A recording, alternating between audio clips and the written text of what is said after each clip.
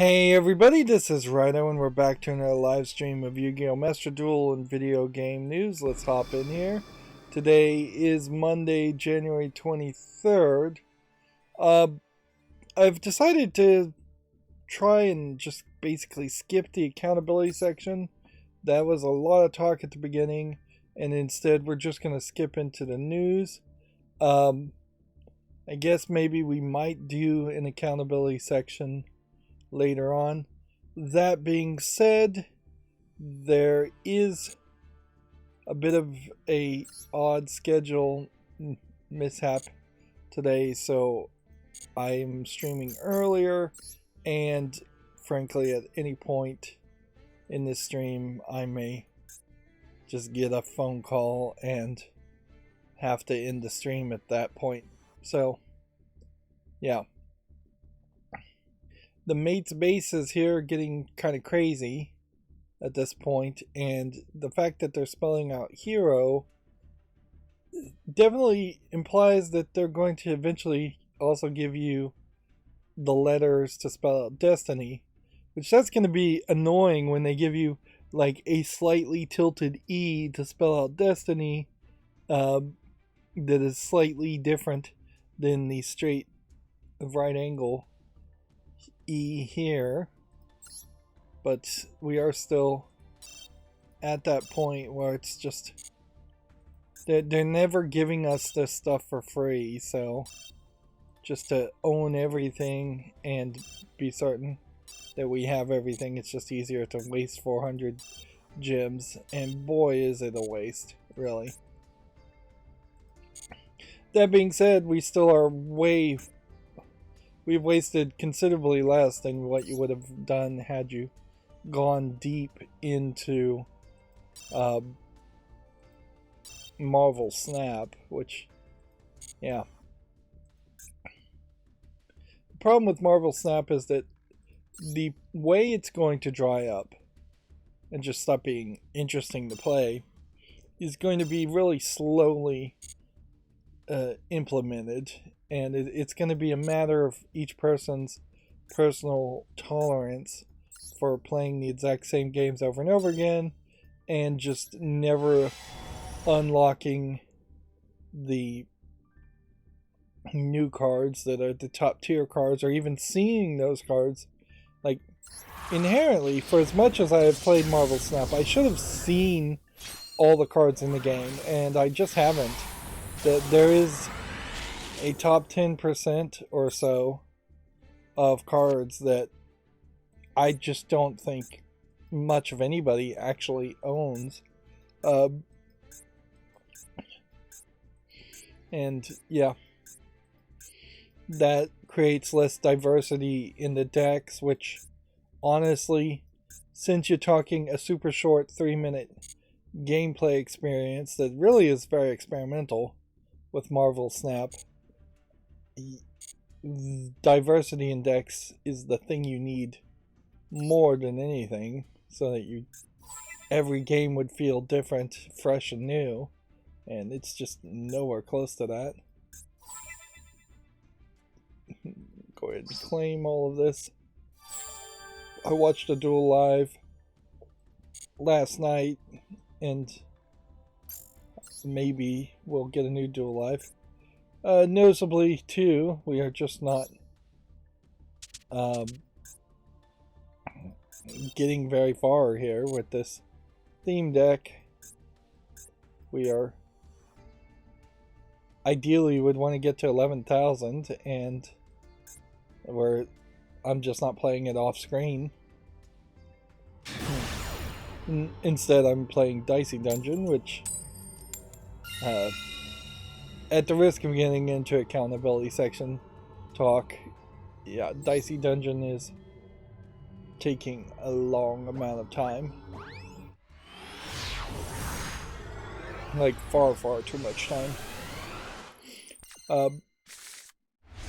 I guess one of the things about the accountability section too is that it was my like 1 hour warm up to ramble before I start covering the news. But maybe I should just cover the news and warm up that way. We should at least experiment with that.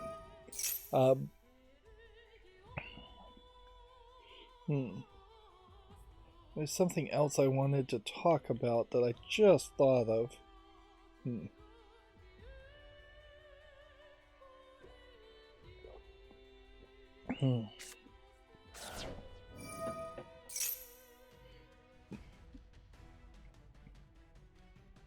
Well, let's start going through the news then very quickly.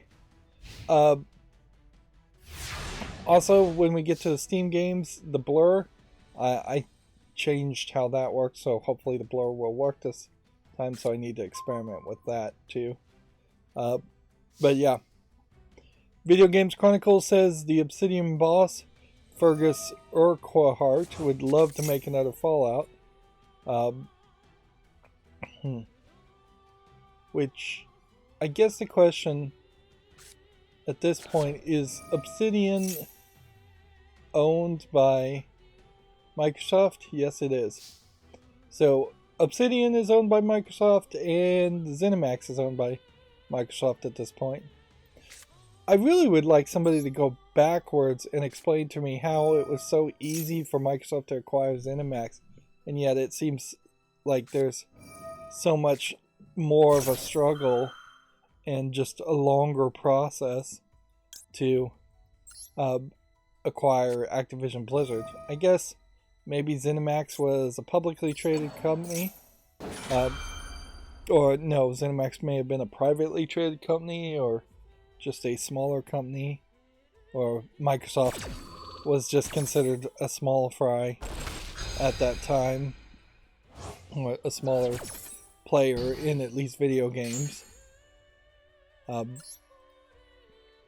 Any of those could be the case. I wouldn't be surprised if we do start to see situations where it is fairly standard for companies to vote to go private, so then that they can be acquired without the government having any oversight over that. Although I'm not sure if that really changes the government's influence, really. I don't know if there is a major legal argument to be made to say, well, this company is not actually publicly traded, therefore the United States government has no public interest. If anything, increasingly, the way of thinking and the arguments that are being made legally are that the United States has public interest to protect the employees, which it is somewhat strange days at any point when the United States, or any capitalist country really, starts to actually care about its employees.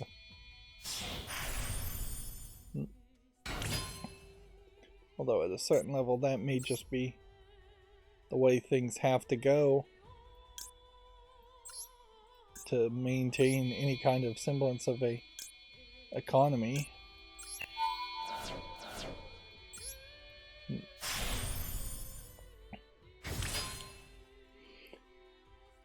If a new Fallout Vegas game was made, that would be interesting, but I don't know if that would really change too much. Let's see.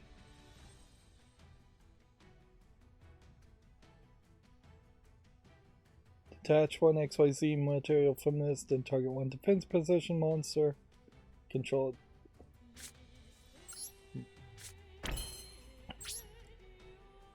Just end the turn there.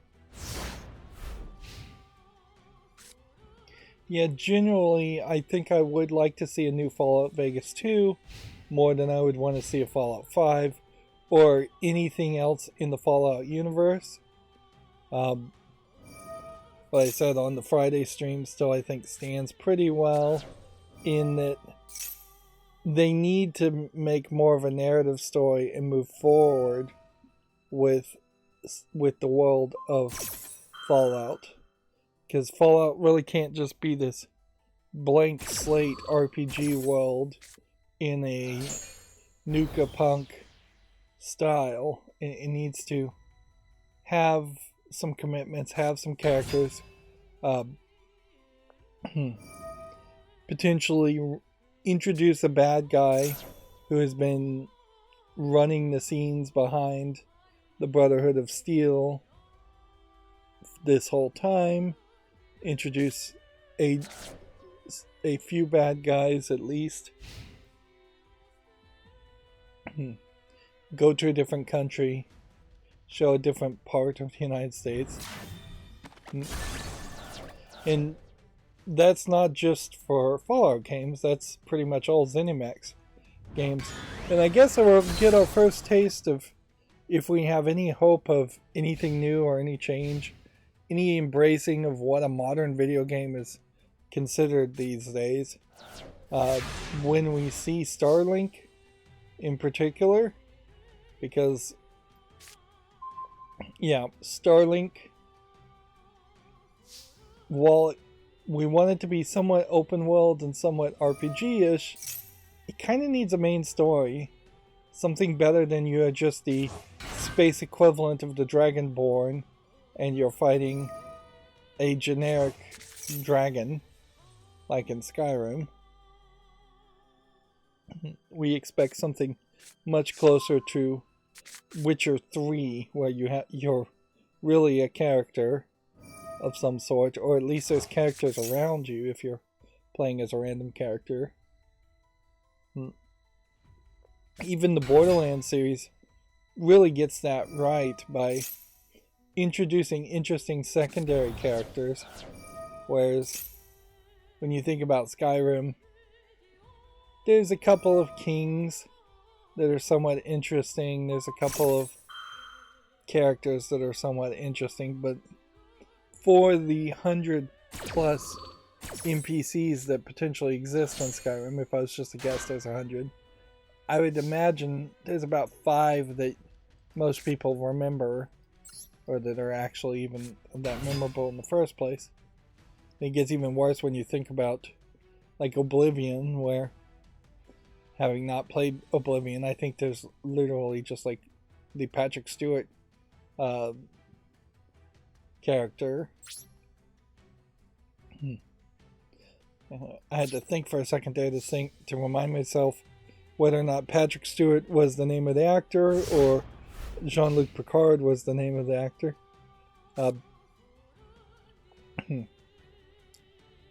Moving on.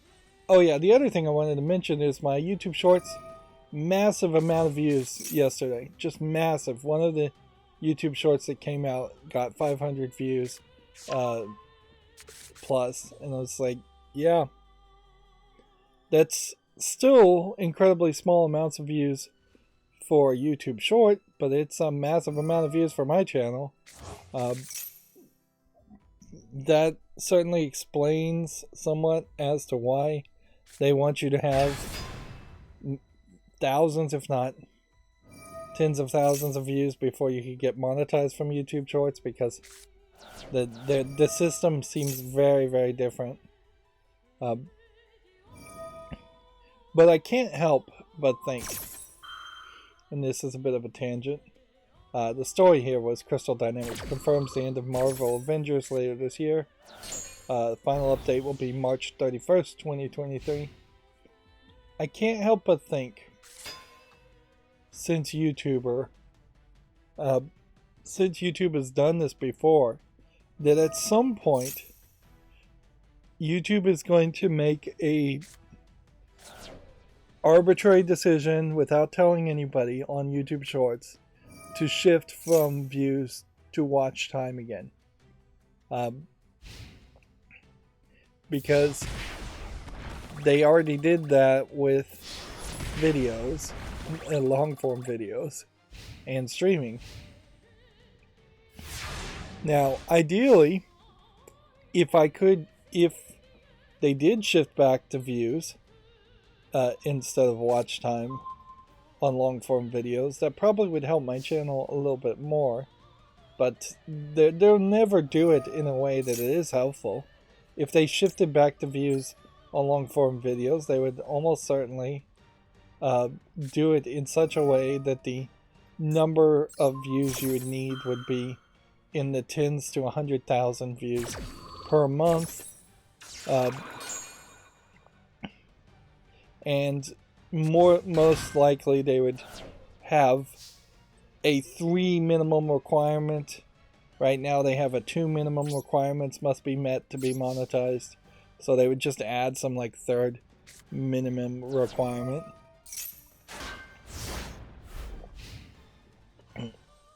At some point, if YouTube could establish itself as a place that was more about interaction, you could see them adding a third minimum requirement as far as just how many comments you would get, or how many likes, thumbs ups, things like that you would get. And at some point, it'd probably be a better platform if there was a little bit more encouraging of interaction, but that would not inherently be good interactions.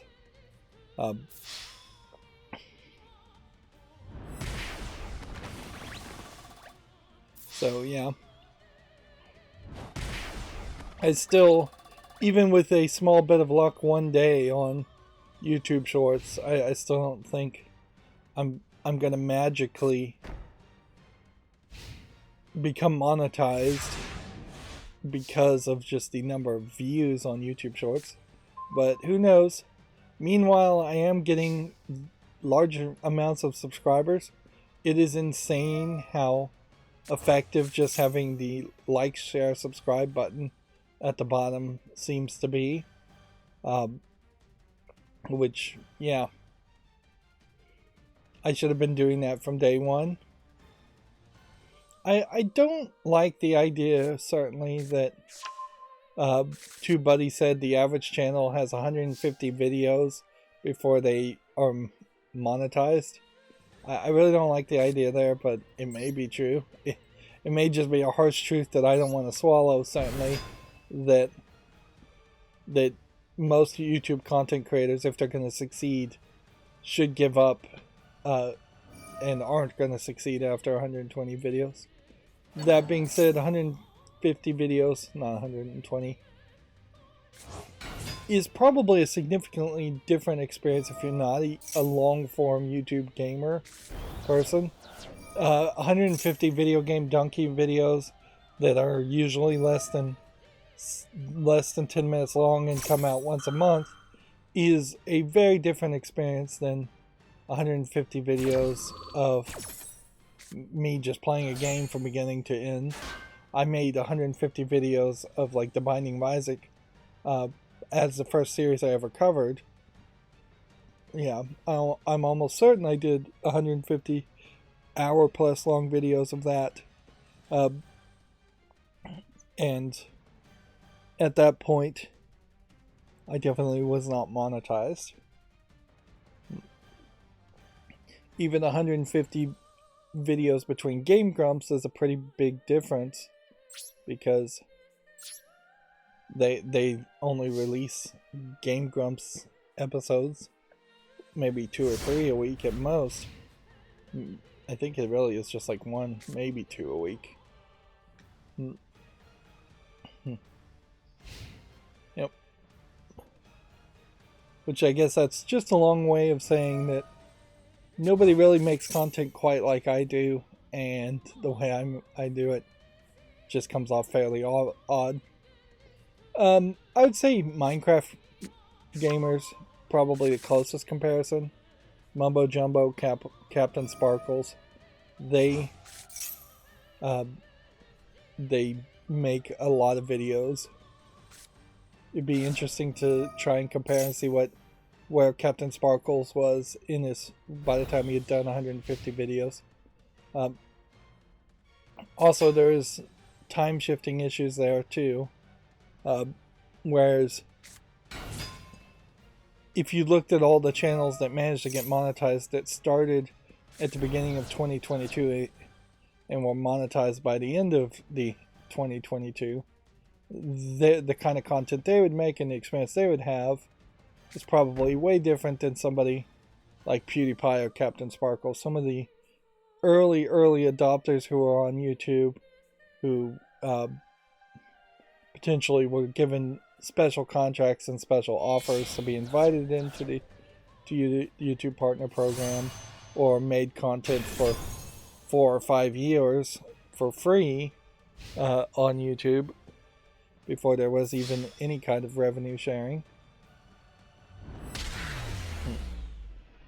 And that's just yet another example of a slow game. Way too slow of a game to end up obtaining only 50 medals. Yeah. It's no wonder that I don't want to play this game as much as I really should, when you have to spend just a ridiculous amount of time watching the other player play or playing yourself.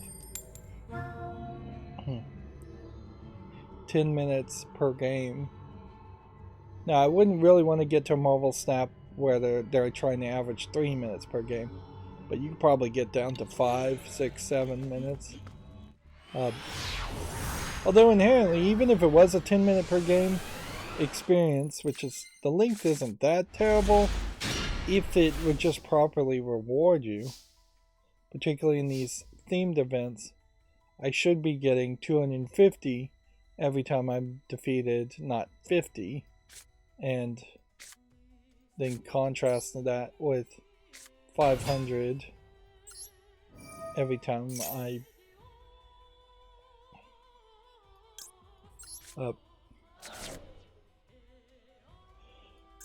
let's see.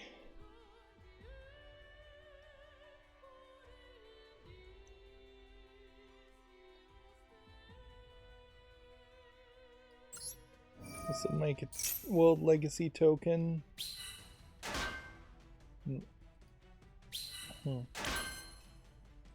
Which at that point, would there be a reason to shift this?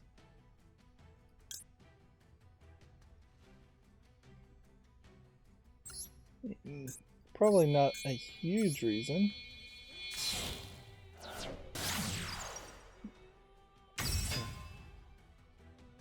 Let's see what this does. Set a card here.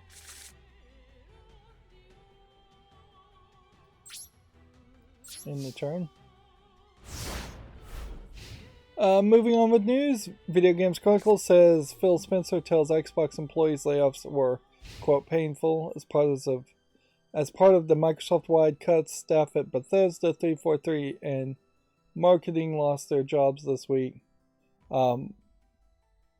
Inherently, if that's the only divisions amongst the gaming divisions of Microsoft that were laid off, that's probably the right choices. If you had to lay off somebody like Bethesda employees, there's almost certainly some Bethesda employees there, and inherently I wouldn't be surprised if most, if not all, of the Bethesda employees that were actually laid off were actually Q&A staff. And then 343 employees just being the remnants of people who maybe worked on Halo, but mostly have done a pretty poor job of making Halo Infinite a finalized product.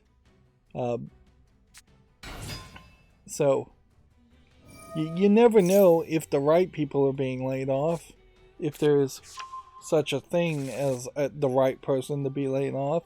They could be laying off totally the wrong employees at 343, the ones that said this game was not ready to be put out and were pushing for more development and more polish. That is equally possible. And I mean, at a certain point, yes, you can be cynical and say, yes, he's just saying that and playing lip service, and we know that too, but it can also be true. You can take it in a non-cynical way and say, yeah, it probably is a little bit painful. I don't think Phil Spencer is just a mustache twirling villain that would love to lay off people that much without feeling some emotion to it. But the problem with capitalism is that the corporation of Microsoft, and like all corporations, are faceless, soulless, mustache twirling villains that absolutely would want to lay off everybody, and they are that way in part because you have the combined greediness of every shareholder steering the ship of every publicly owned company to the point where they hire the most greedy person, the most immoral person they can find to be CEOs to make those decisions.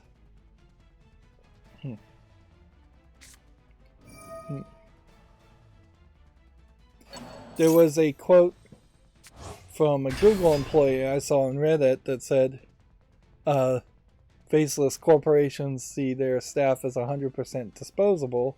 I was like, alright, well, that is basically Google's staff feeling the exact same experience that every single person who has tried to make a YouTube channel or tried to do anything with Google has felt for years upon years.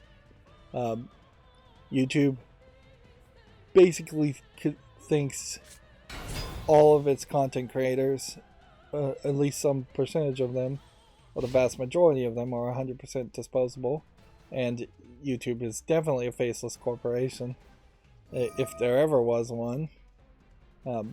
Even the actual face, Susan Wojcicki of YouTube, is all but missing for the vast majority of the time.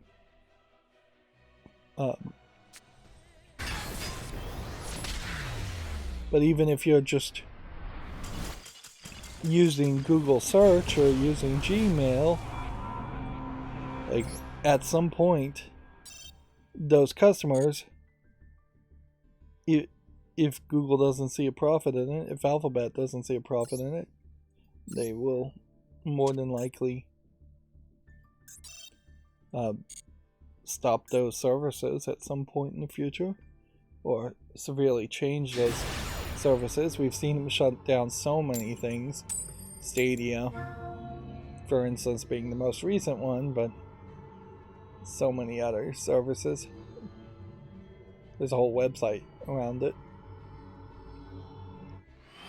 Moving on, Video Games Chronicle says 343 reaffirms the commitment to future Halo content following job cuts. The studio says it will continue to work on epic stories, multiplayer, and more. Okay. I mean, they really don't have anything else they could say. It would be funny, certainly, for 343 to say, nope, we're just shuttering the whole business and shutting it down.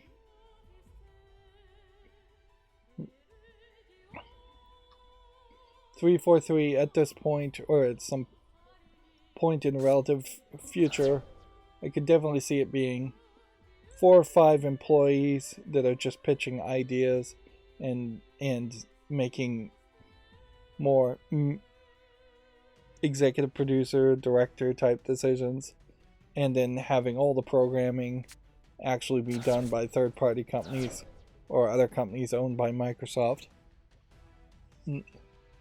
Microsoft at some point has to do some kind of reorg to just put all of its game divisions under like one structure, because it is such an incredible fallacy to assume that the way they're managing the business at 343 is exactly as good as the way they're managing the business at ZeniMax and Bethesda and Obsidian and Double Fine and just every other subsidiary. At least 4 out of the 5 major companies that Microsoft owns is being managed worse than the other 4. the idea that there are just different flavors of management isn't real. It isn't something you can really believe. I could believe in. At least I'll leave it as a personal opinion. But yeah.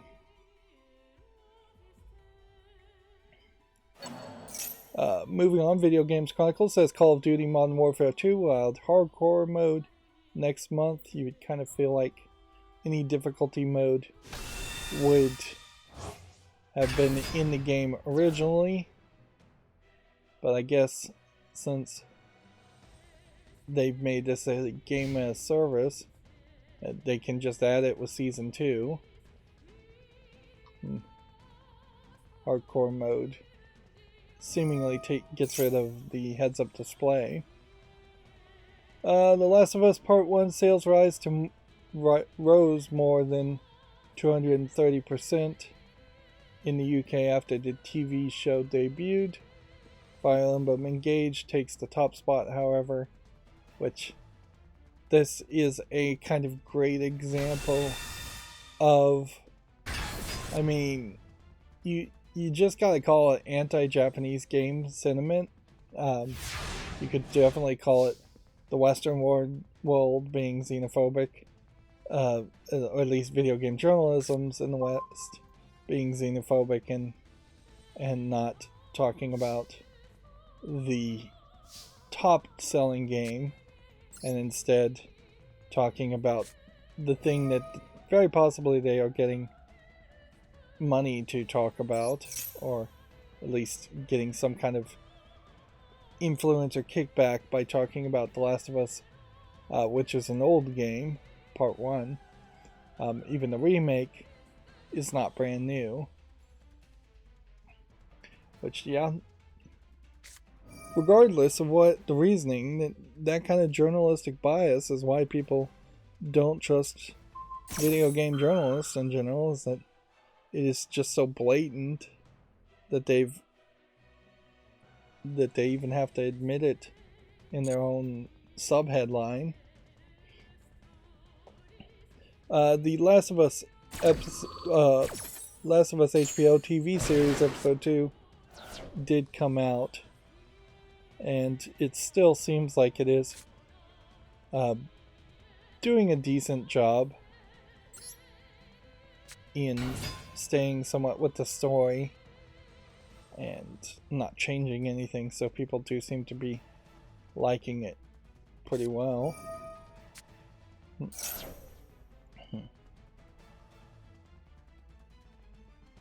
But yeah, definitely should be talking more about Fire Emblem Engage, if that's what people are actually buying and actually playing.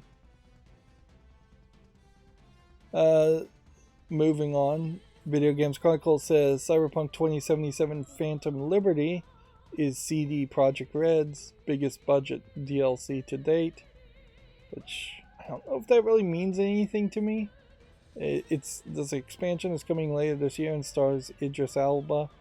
I think that's probably a mistake. Certainly, if you're stunt casting in video games, I mean, that's exactly the same thing they did with Cyberpunk 2077 in the beginning, and that, if anything, just raised the expectations to a very high level that was not satisfied by any means when you actually played the buggy mess that was day one launch of Cyberpunk 2077.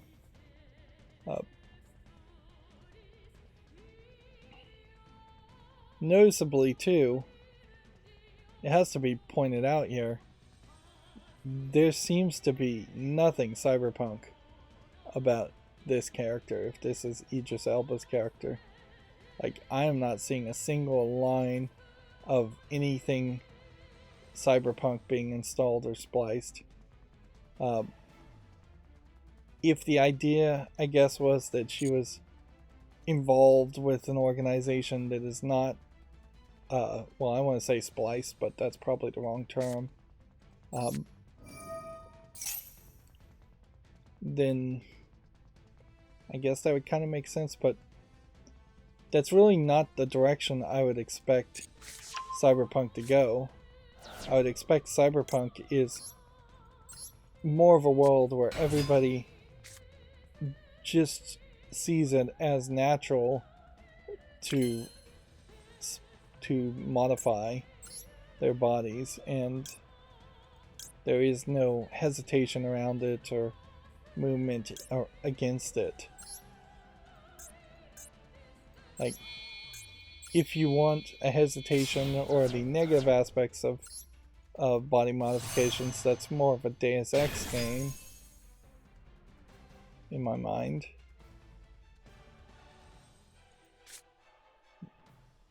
This guy's just taking forever to respond. Right, let's see if we can do something here.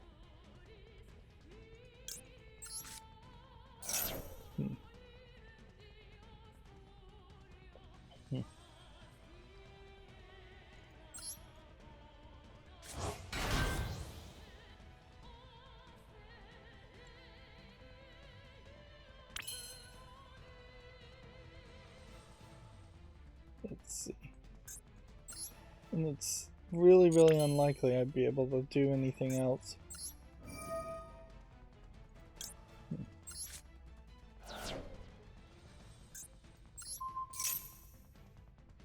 Can banish that card, I guess. Unless I can get a couple of cards attached to this.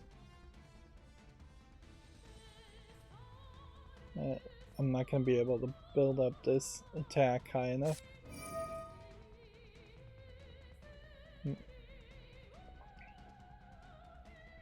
See, he's just playing a generic Blue Eyes White Dragon deck here that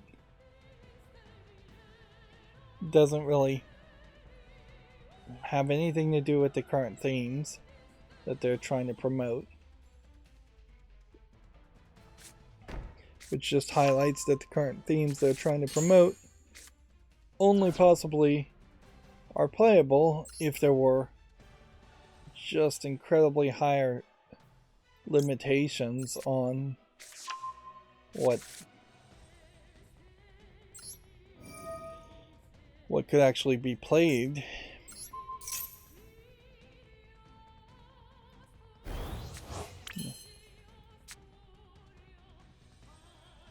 Okay, we're at 3,000 now.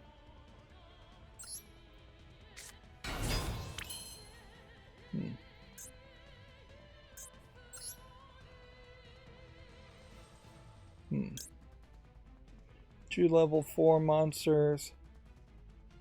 Guess we'll take these.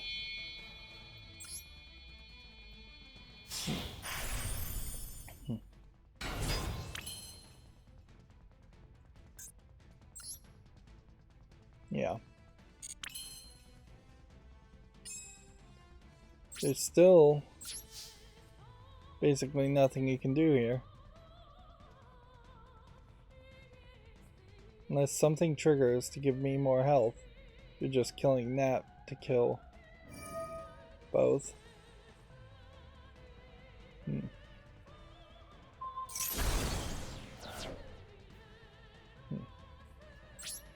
I've just lost, so whatever. Move on. Moving on with the news. Video Games Chronicle says the Dead Space remake has an alternate ending its trophies reveal. The original had one ending, suggesting new content has been added. The alternate ending, though, could certainly be something like you beat the game on New Game Plus, or you beat the game on hard mode and you get one tiny cutscene that does not actually change the narrative at all. Inherently, Dead Space remake has not shown us much of anything, so it's insane to expect anything new or particularly even different, and that really it is just a remaster being pretended and being sold as a remake. There is definitely a lot of room for changes there. The whole Scientology allegory certainly as far as a religious cult around the markers. That aspect could get completely removed or changed in such a way, or emphasized a lot better over the course of the 3 Dead Space games. That the whole religion aspect doesn't really work great because they don't like have a end point for it. It gets thrown out basically as a red herring in the first game, and then basically ignored in the second game, and taken in a weird direction in the third game. But part of the problem there too is you can't really have a government conspiracy and a religious conspiracy all at the same time in the Dead Space series. So if they're going to go with the religious aspect as the thing that is pushing the markers to be found, to be rebuilt, that's fine. If they're going to go with the government being the people in charge of that, that'd be fine. They could certainly have made it more of a cult instead of a very open public religion.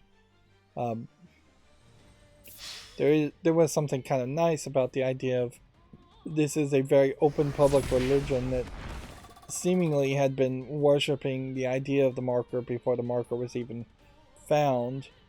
And so the ideas and the ways of thinking had already been planted in the minds of a lot of the citizens on the spaceships.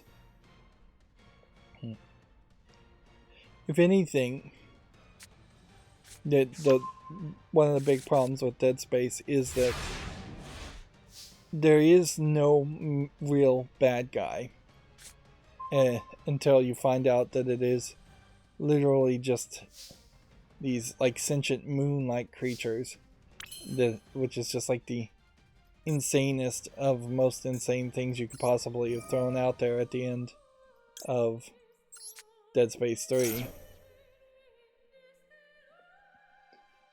So, if there was more of a actual enemy that was kind of introduced and focused on throughout the entire potential new trilogy of Dead Space, which we've not been promised any kind of trilogy or sequel at all to this Dead Space remake.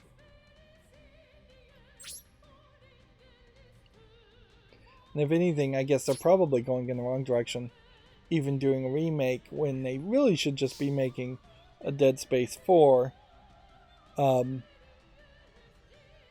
doing a soft reboot.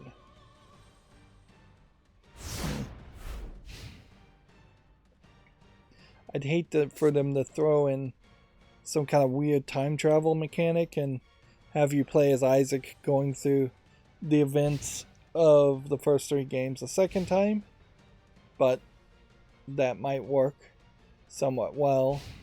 Or if you said all the events of the first 3 games were actually just hallucinations happening in the mind of Isaac, that would be asking quite a bit too.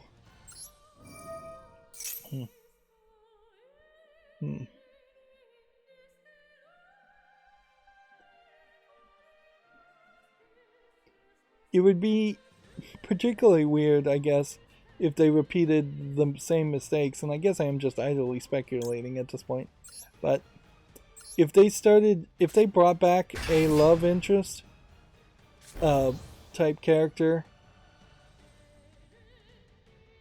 from like they did in Dead Space 2, if they did that in the remake where there was a secondary replacement wife/girlfriend character, that would be kind of crazy.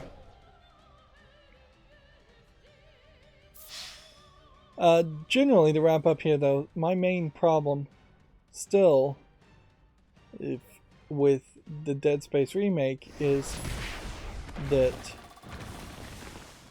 the graphics, while better looking, I feel like the face scan, particularly of the girlfriend character, is pretty bad, and they needed to get that right because you're going to see the girlfriend character in the game more than anything. Yeah. Even if that, like, one doctor who experimented and made the regenerators, I think is what they were called, almost invincible ones. Yeah, this face model is the thing that concerns me the most so far, is that you're just going to be looking at what looks pretty awful, makes the love interest in the first game look like an old mother in her 50s, when really she should be more of a tragic in her 30s young girlfriend. Isaac himself doesn't even have to look that good because you're in the helmet the whole time. Man, I am just getting nowhere in this game. I've got to experiment with something here. Let's see. I don't think you get anything if you surrender. That's the problem. If I could play for 3 minutes and then surrender each time, I would just do that. In fact, I would just automate the whole process to do that. But you have to play non-stop here. And it would be slightly cheating to automate the process to just in the turn each time. I could potentially put a clicker here that would just click, click, click.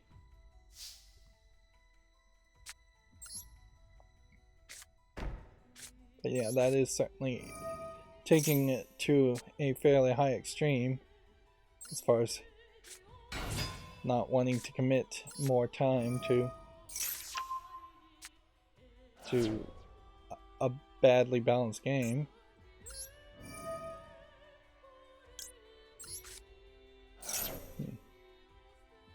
I think these guys are probably a best bet.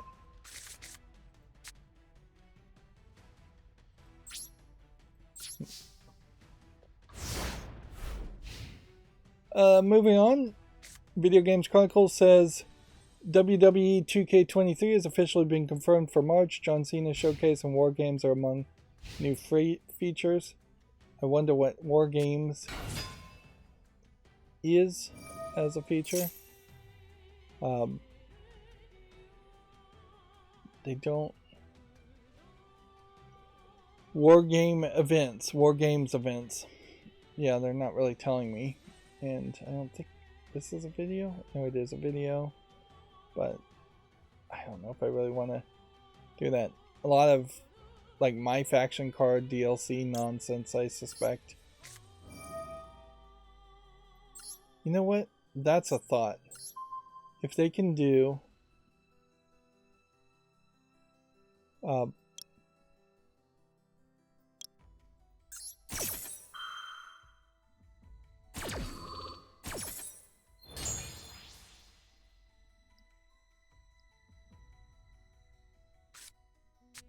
if they can do one of my older pre-built decks, might be able to win with that.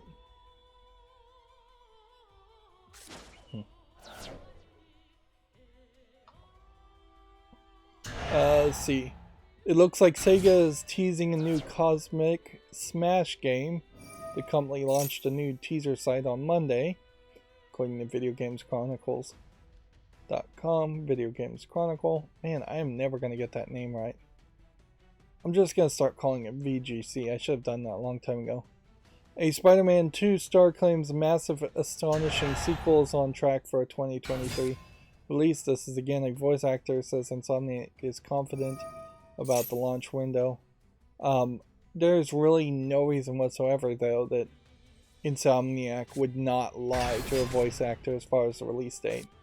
It would make all the sense in the world to give them the wrong information, or just let them make assumptions, or for a voice actor to just straight up lie and have no information in the first place.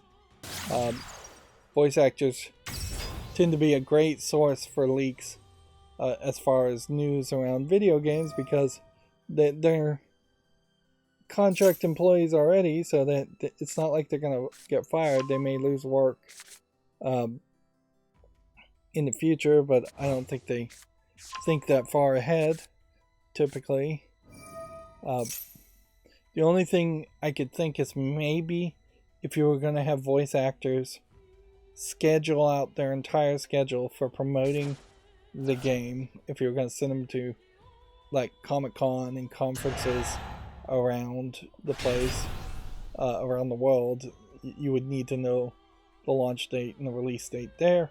But there just aren't that many conventions where that would even make sense, nor is it typical that a video game company would do more than suggest that somebody goes to a convention to promote a game. Almost always voice actors go to conventions, it's seemingly on their own accord and on their own dime, to do signing tables and speeches to presentations,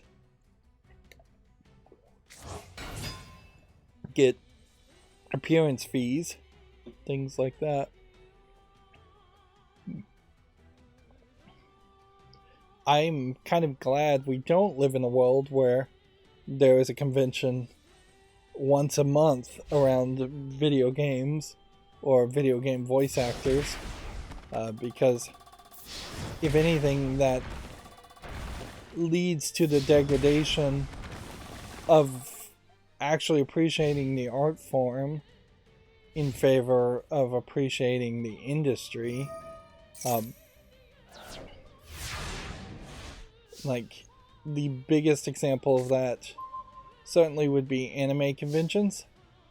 And in a modern time, you could definitely make the argument that going to an anime convention and going to a panel to see Western voice actors who dub animations is really weird, and more of an appreciation of an industry that is dubbing anime.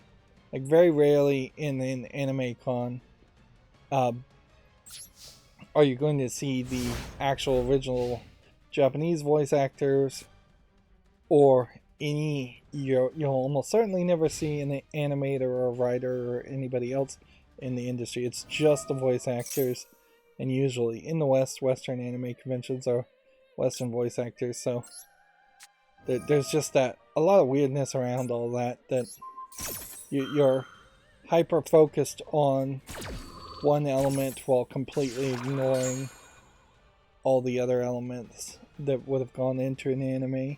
Meanwhile, at an anime convention, the thing you're not doing is watching anime. Now, in the past, I probably would have justified anime conventions to exist a lot more when you couldn't stream anime on Hulu or Netflix or Amazon Prime at any point, so you were having to actually go to conventions to buy DVDs or beta tapes or VHS tapes back in the day. Also, when there wasn't really the connected world of the internet, and you knew maybe one or two people in your city that liked anime, so you'd had to go to a convention just to be around even a small group of people who are like-minded. All of that makes a lot of sense in previous decades, but now that doesn't really make any sense to go to an anime convention, because what is an anime convention these days? It's a lot of shopping for associated paraphernalia, usually not buying DVDs as much. It's a lot of presentations from people who either work in the industry as dubbers in the Western part, or don't even work in the industry at all, and they're just giving out presentations and their own thoughts, the soapbox type style things. Style of. Let's see if we can play this deck. Yes, we can. Good. Well, I may have found a solution to my problem here. At least playing this deck is a deck I understand.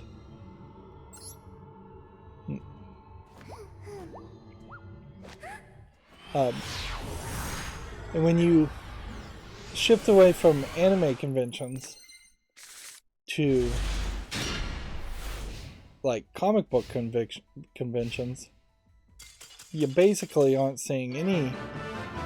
You aren't really buying or looking at comics that much at most at Comic-Con in particular. Comic-Con has laughably become all about just announcements for Marvel movies and maybe DC movies in part. Look at that. One free victory already. Very possibly because I'm just in a different pool of competitors based on the deck I selected. It does feel like it may work that way, even though that would be crazy.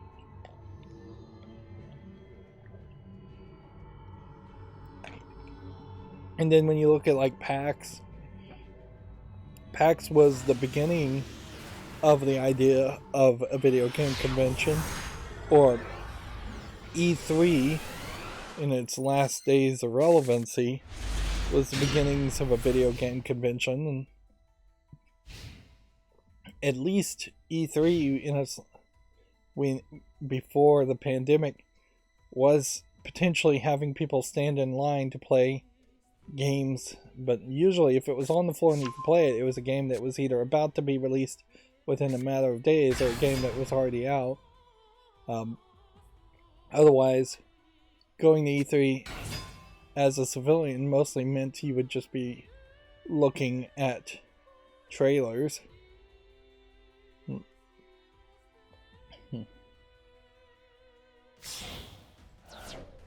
So I guess that was a bit of a side rant, though,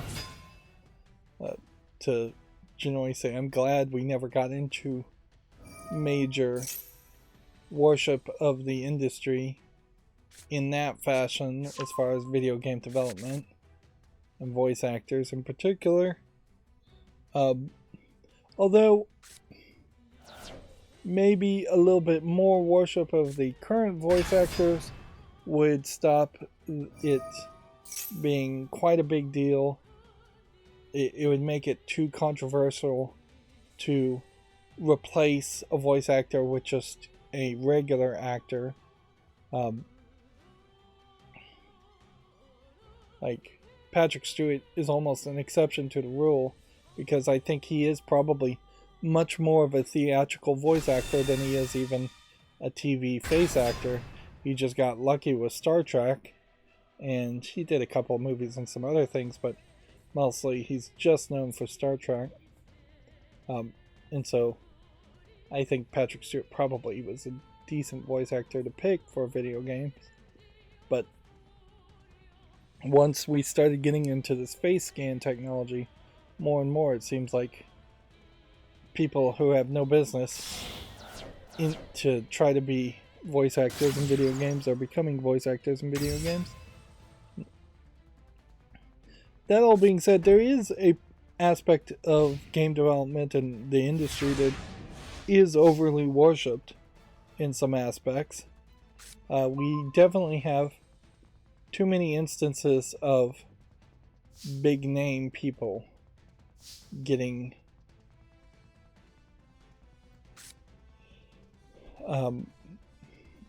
big name people getting all the praise and being allowed to just take all the praise that they don't really deserve completely.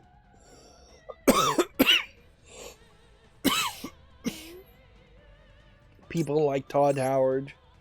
I'd also say Ken Levine is probably one. Gabe Newell definitely is one. Phil Spencer, Reggie Fils-Aimé, like Shigeru Miyamoto is a great example of somebody who undoubtedly... Oh man, I think I may have made a mistake here. Let's do no.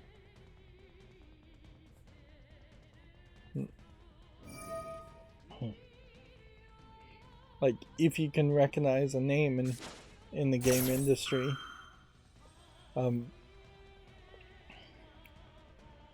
then they more than likely have taken too much credit for what has been done.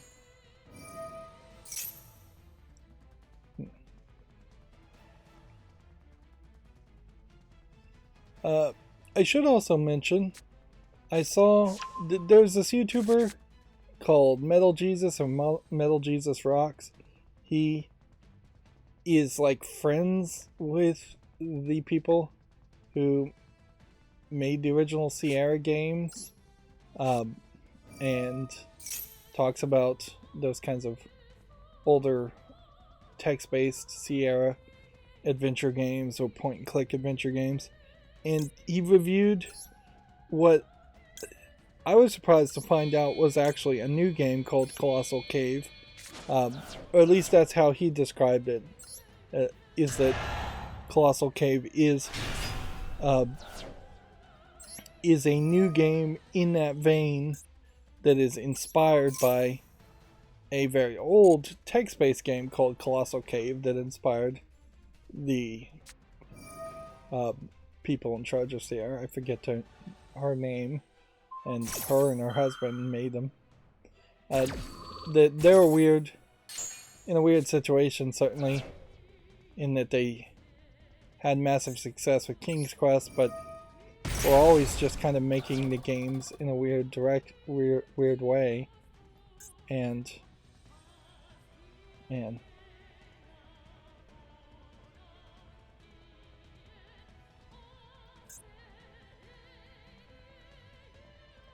2,000 destroy all other cards on the field.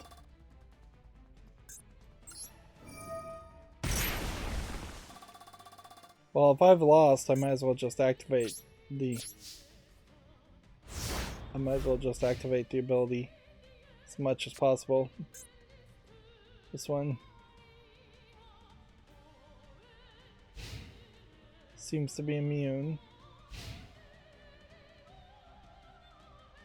from being destroyed, although there's nothing here that seems to say why this is immune from being destroyed.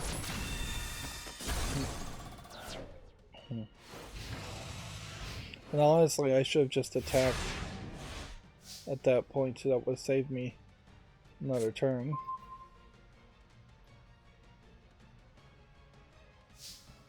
At the very least here, even if I'm not going to win, I'm moving through it forward faster.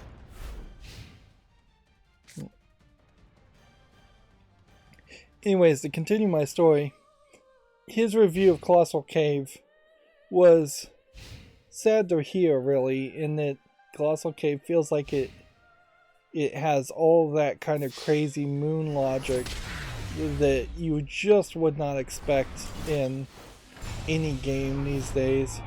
The kind of crazy moon logic that was in the worst of the adventure games and the point-and-click adventure games. Things that drive everybody crazy who plays them, and that there's just like no way you would have ever thought of things. A lot of just having to try every single item on every single item, or dropping every single item, which is kind of weird in an adventure game to drop items.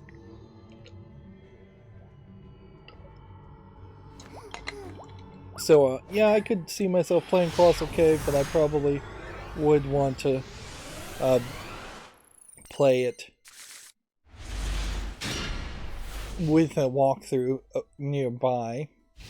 I've been off and on watching Game Grumps play a game called Harvester, and same situation really, where it feels like that game is insane.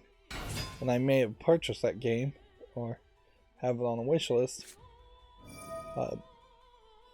Another adventure game, which is some craziness. The last Video Games Chronicles article, VGC article here, is an ad that's been bookmarked, so I'm not going to bother to mention it. That gets us to our Gamatsu articles. Octopath Traveler details some more stuff. Check out that article if you're interested. Of course, you have to actually be interested in Octopath Traveler to start with. This doesn't look terrible for what it is, but it is definitely pixely and does just look like it's trying to be in the vein of a Final Fantasy 1, 2, or 3 game. Which I don't know if people who are playing Final Fantasy now, people who have been playing it their entire life and are playing like Final Fantasy 13, 14, 15, really have enough nostalgia to want to go back and play the old games. But I guess maybe there is enough of an audience. There's probably a bit of a split, I imagine. People who are reminiscent of the original Final Fantasy games that are 2D, and people who are more interested in Final Fantasy 3D games like Final Fantasy 7 Remake. And there might be some overlap in audience there, but I wouldn't be surprised if there's not as much of a overlap as I would have thought. Special summon this, tossing this, and tossing this. Do this.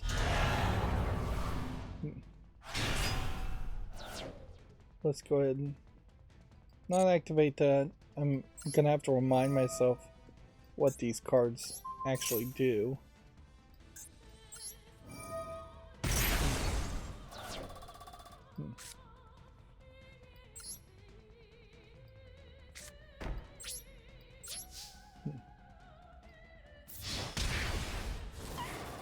Yeah, I was thinking that card would give this a second attack, but it didn't, so okay.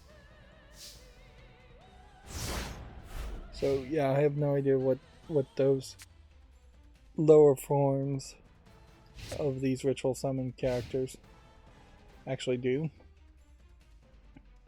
Moving on, Komatsu says Grand Blue Fantasy Relink has its second trailer and gameplay and details. Check that out, I guess, if you're interested.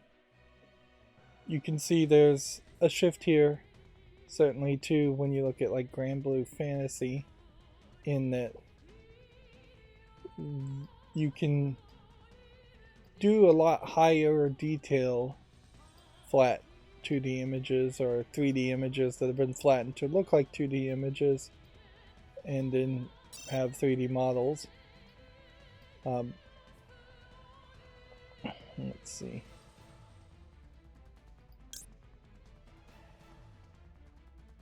Don't think you want to activate that yet, and probably shouldn't have put that on the field. Inherently, I think there are too many JRPGs out there. And I can't imagine that there's too many people out there that are like actively playing every single kind of JRPG. It is almost certainly an audience where you would have this will be our last game today. I need to kind of hurry. Yeah, I wouldn't be surprised if there was an audience that grew up playing Final Fantasy 1, 2, 3, and 4, and then they slowly split out between continuing to play Final Fantasy, moving on to like Dragon Quest, or playing Dragon Quest and not playing Final Fantasy ever, or moving on to newer JRPGs like Grand Blue Fantasy. Plus you have so many other series, of which I could struggle to name some others. The Atelier series, the Neptunia series, Just a lot of different series fighting for attention. And this was talking about Grand Blue Fantasy Versus Rising, which is a different game, being announced for the PS5, PS4, and PC, due out in 2023. So 2 Grand Blue Fantasies. And then a Grand Blue Fantasy final update launches, or Grand Blue Fantasy Versus final update launches January 24th, which is to say that they are not going to put any more updates into this fighting game. And I guess Grand Blue Fantasy Versus is a fighting series, which at least that's something different, to have a fighting series and a JRPG series. I think Grand Blue Fantasy also has a JRPG series, otherwise I'm not even paying enough attention.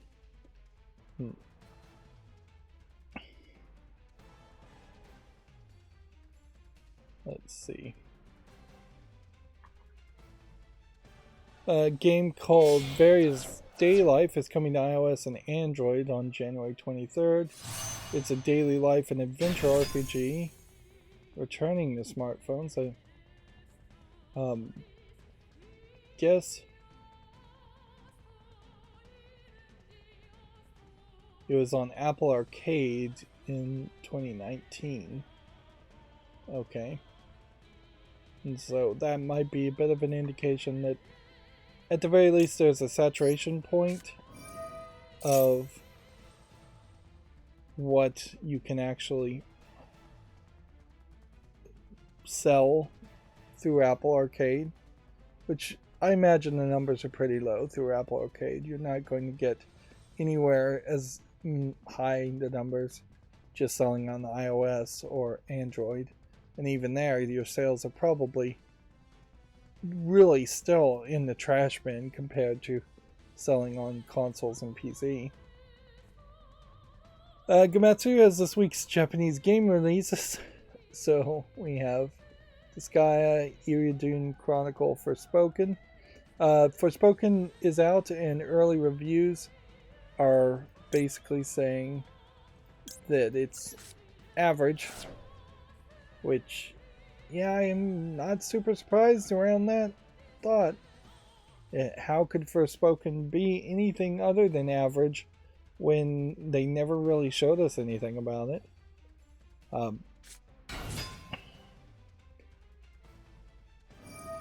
Goat Simulator 3 for the PS5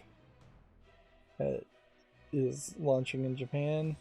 Hero Kiss, Shin-Chan game for the PS4, Story of Seasons for the Switch, Summertime Rendering Another Horizon, Summertime Rendering based on an anime series, and then Shredder's Revenge for the PS5.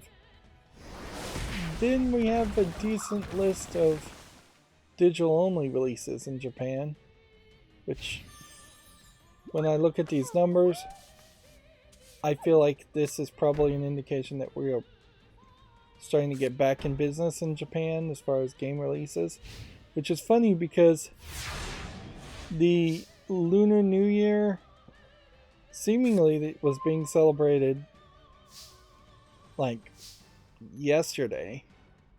So I don't know if this is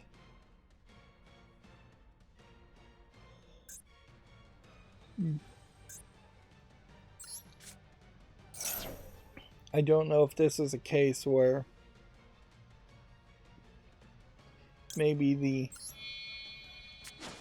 Lunar New Year is over enough that they are selling things, or possibly they are selling things because it's the new Lunar New Year. Typically I would think that Golden Week in Japan is built around the Lunar New Year. I still very much want to just call it the Chinese New Year, but at this point it seems like so many Asian countries are trying to take ownership of it.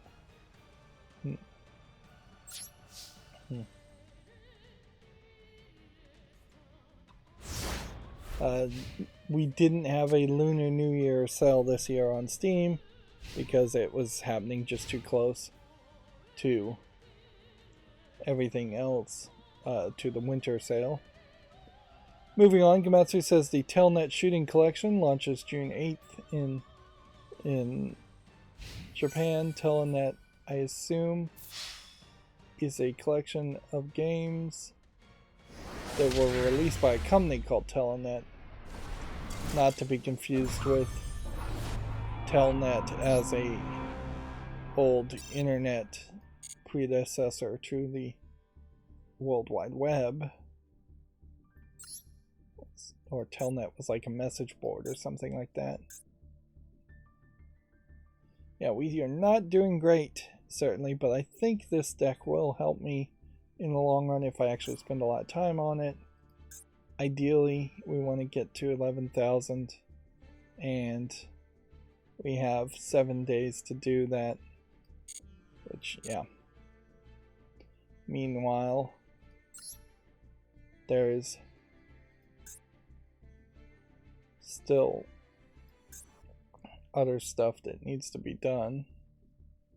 Activating spells, special summoning, destroying cards, fusion summoning. We have another login. We have another dual link. Duel live.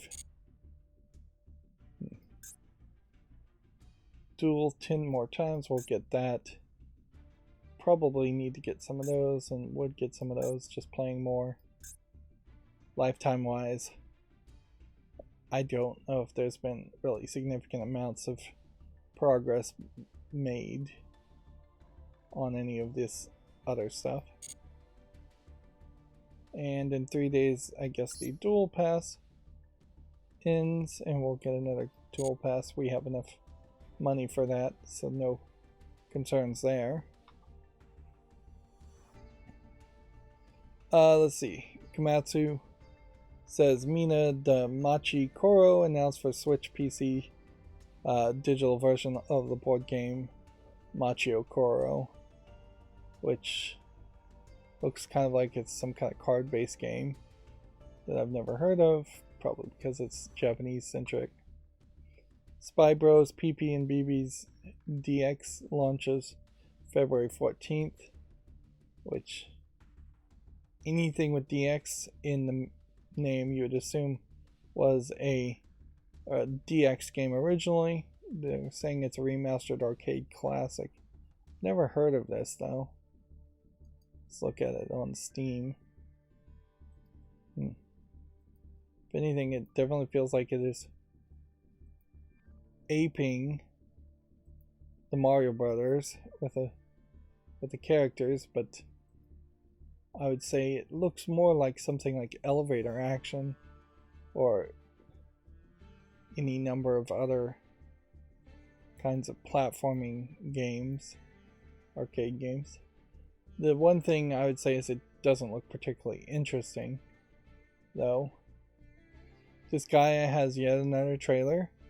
Check that out if you're interested. We already talked about WWE 2K23 being released on everything here on March 17th.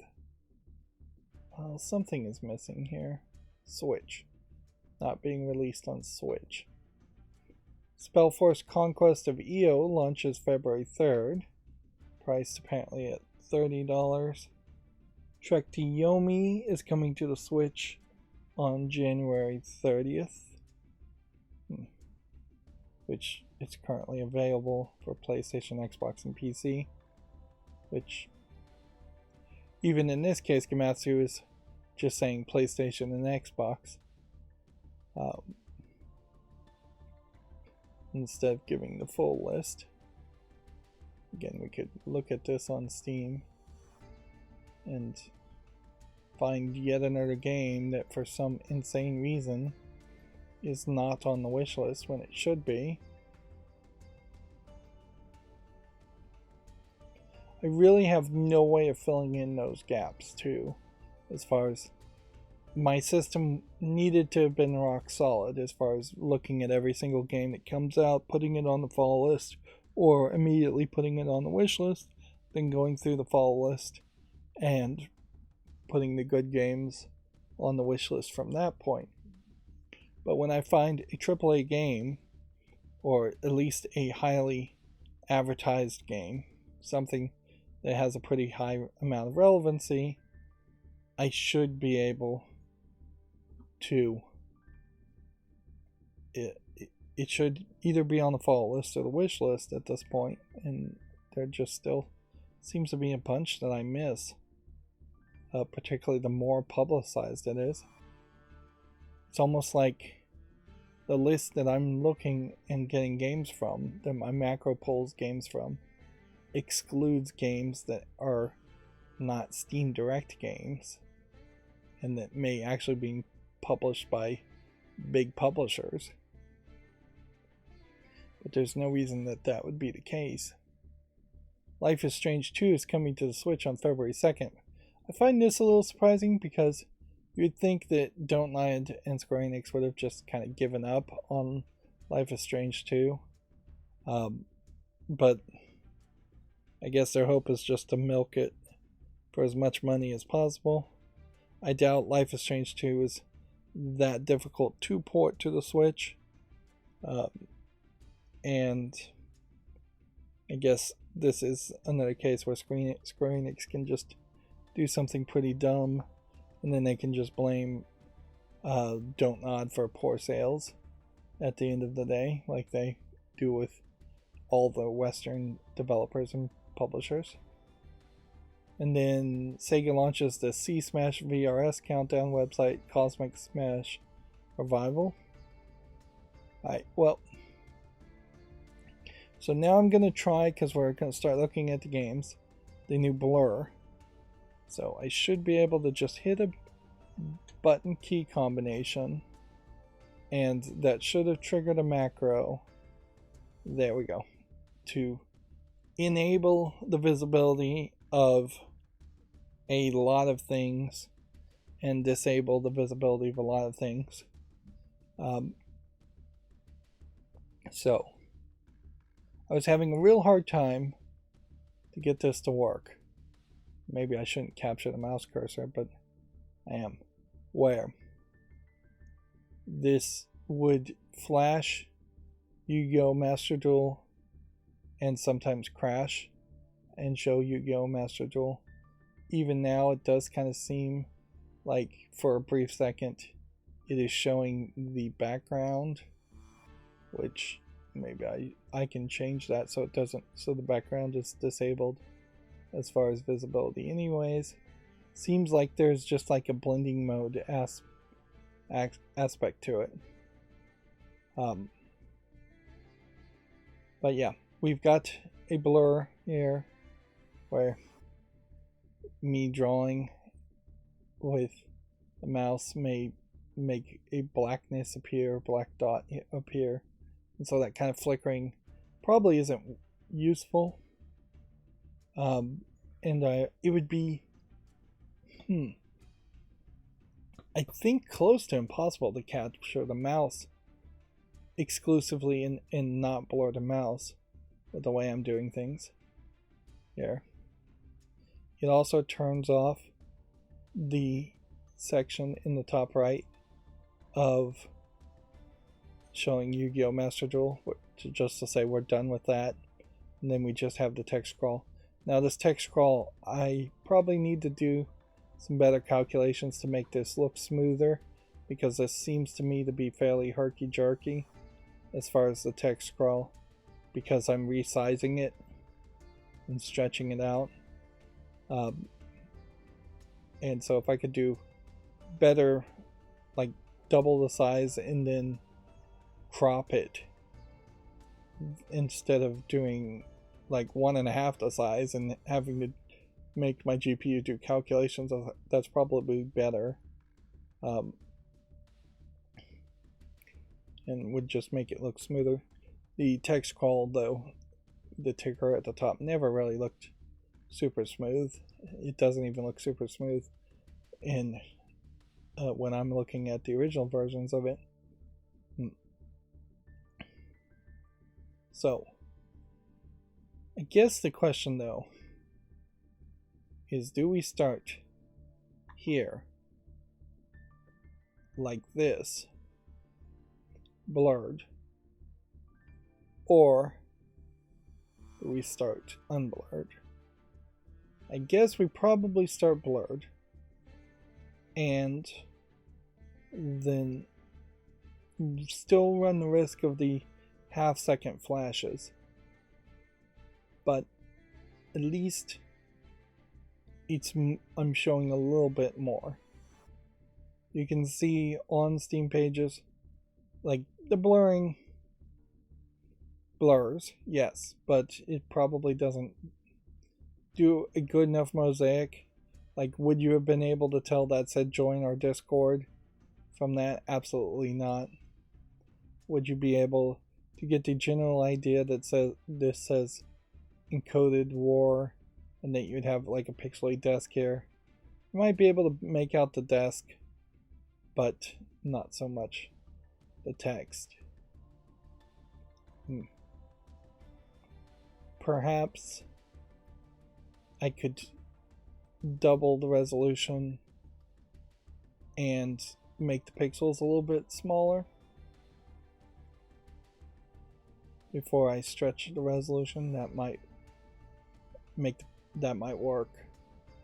So there's definitely still some work to be done. This encoded war seems a lot like Papers, Please, so I'm going to give it a chance. One of the things I needed to have done over Steam over the weekend would have been to do more shorts updates, and also to make sure I'm scheduled enough videos. Demon Queen Melissa looks like one of these JRPG Maker games that implies there might be some nudity in it, but doesn't seem to actually have anything like that. It still very much is the case that a lot of these games may have some kind of nudity patch that you just have to seek out to find, and honestly may only add 6 or 7 screens at most in a game that otherwise is an RPG game that might take 30 or 40 hours to play. We can kind of talk about the accountability section as we're looking at these games. This is kind of pretty, but is there really a game here? I'll give it a chance. One of the things that's really exhausting me with Dicey Dungeons is the fact that I'm about 50 or 60 hours into a game that really should...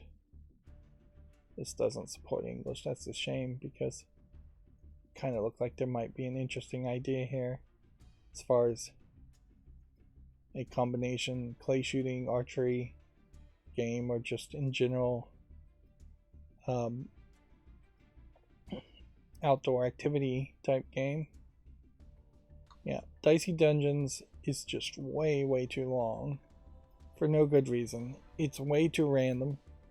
There is a great argument that they should have faked every single dice roll in the game and, give this a chance to, and then had more of a narrative experience. If they didn't really even need to fake all the dice rolls, as far as simply cheat, like that would have helped quite a bit. Should I make a YouTube short around what obviously is a Vampire Survivors clone? No, I don't think so. I don't think we should reward just stealing other people's ideas so blatantly, even though that is fairly prevalent in video games. But yeah, had they cheated, had they brought it down to like a 30-hour experience, that would have been way better. So next game we have is Sex Simulator Hot Sauna. So we are going to see some adult games here. And so, yeah, here's kind of a great example of where the blurring... I mean, it's still pretty obvious what you're seeing here in the screenshots, but the blurring, I guess, is making it YouTube family friendly, whatever that really means. And then noticeably, in like this screenshot, she's actually wearing a black bikini bottom. She's topless, the 3D CGI character is. But the blurring actually is getting rid of most of that.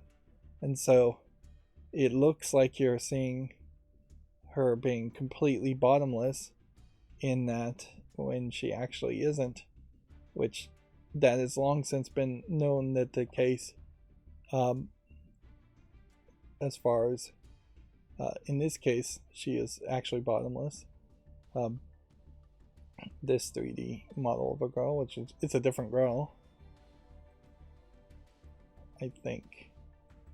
Yep, different girl, different hairstyle.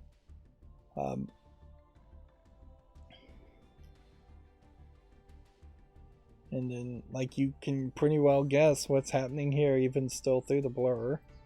So, the whole bubble porn here, in this case too, also, even with a blur, you can pretty well guess that this is a naked man and a woman on top of him. So, like, you can pretty well guess what is going on right here as far as genitalia being shown. But yeah, the bubble porn concept, in which you take characters that are in bikinis and do bubble cutouts over as an overlay, and then it makes it look like they are naked because you're just obscuring the bikinis, and then the brain assumes that it's naked. That style of photoshopping has been around for a while. This game, Sex Simulator Hot Sauna, is $2.09. It's English only. It's another one of these. I hate to really even call it an asset flip, but that's really what it is. It is just 3D CGI model asset flips turned into a visual novel. Next game we have is called Caves of Lore, which I'll make a YouTube short around it, but I don't think I want to put it on the fall list. And then we have another adult game called Cuckold Life Simulator, which is slightly smoother 3D CG characters, but definitely feels like it's more of a joke game, insult game, than a real experience here. Like, inherently, I don't know if you really need to engage with a cuckold fetish in a fantasy, because I feel like you could already engage with that fairly mentally. And honestly, this feels like this is the exact same publisher that made all the gay troll games, and this does just feel like a troll game. They're selling Cuckold Life Simulator for $4.96. It's English with full audio and subtitles. I don't know if the 3D model of this male character is supposed to be somebody in particular. Maybe it's supposed to be an insult of that YouTuber guy or that streamer guy that got arrested recently. Maybe that's it, but yeah, it definitely doesn't feel like a game. At some level, if somebody really did want to go down that theme of cuckoldry as a fetish in an adult game and do it right, I'd be okay with that, certainly. Give this a follow. This looks like this might be a good horror game, but it's so hard to tell.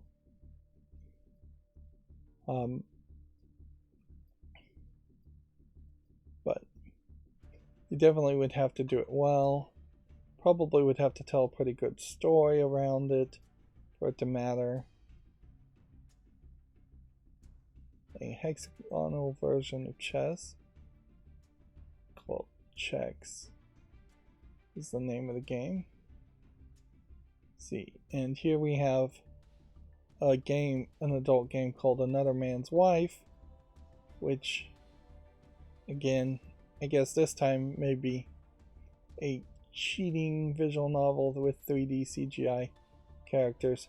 The CGI here is a little bit more asset flippy looking, although there's a lot of screenshots and a pretty good variety of different hairstyles on the women. Body styles, on the other hand, though, is pretty much the exact same hip to breast size to waist ratio. Just one of those impossible hourglass ratios.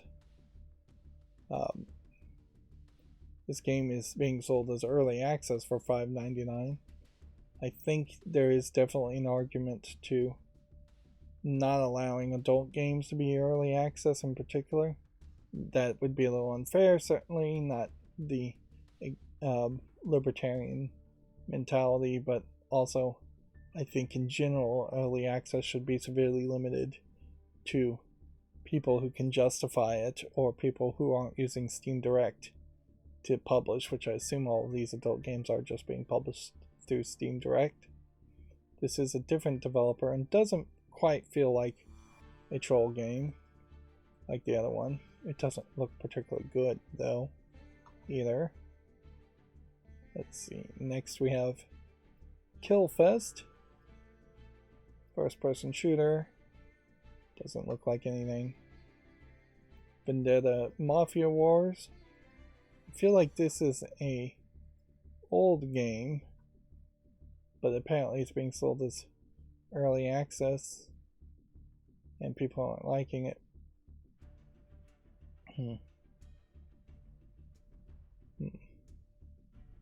Poor performance, average game. I wonder if maybe there had just been a game called Mafia Wars that existed and this is just trying to do name confusion around that. I'll give this a chance to see if maybe it improves in the reviews, but I'm not going to give it a YouTube short. Then we have something called The Secret Ops, which really feels too much like an asset flip game to give it a chance. Then we have a game called Safe House. This looks like a mobile game. It's been ported, and that and Vendetta Mafia Wars both might be a sign of things to happen, isn't it? We'll see a lot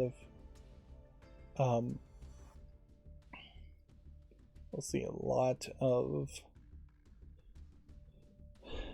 mobile ports in the recent future.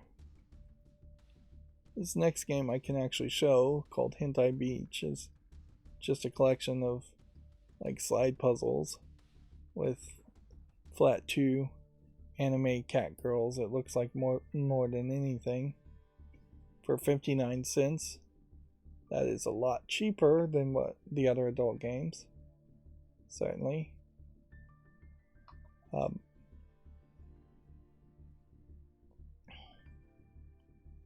It's worth mentioning that we had only 2 adult games to talk about on Friday, and that seemed very weird that there would have been only 2 adult games released between the time we streamed on Wednesday to the time we streamed on Friday. We are now seeing a bit of a catch up in seeing adult games that came out over the weekend, but not that many.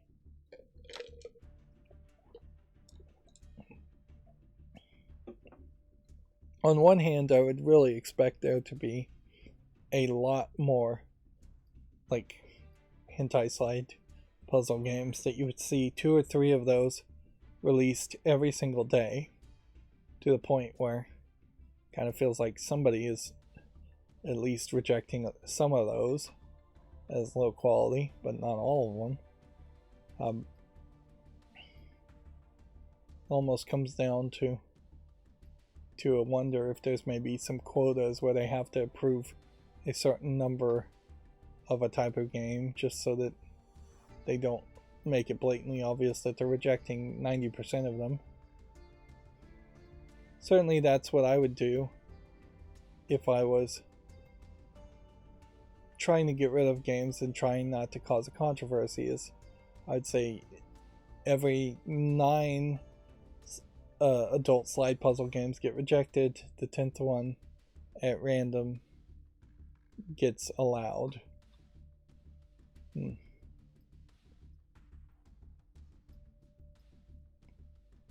Just so it's not blatantly obvious. Meanwhile, as far as the non-adult games, it really is just the same old, a lot of nothing. On occasion, we are finding something good enough for a YouTube short, I guess, and that's about all I can say. And noticeably, maybe a lot of games today in general go through. We've only been really streaming for an hour and 41 minutes, which hasn't been that long, but I also needed to hurry up. I'm going to say no to Pip X just because I know there's been way too many of these games put out on Steam as far as pipe games. Honestly, if you could make one good pipe game and then randomize it, that's the best you really should do, instead of trying to sell 10 different variations of puzzles or collections of puzzles. Champ at Dawn. I'm still not really sure why some of these videos, these screenshots are a little blurry. The videos make sense to be blurred because these are like technically embedded YouTube videos, and they're getting blurred because of that. This looks interesting, like a little kids game, point and click adventure. $13.95, English and French.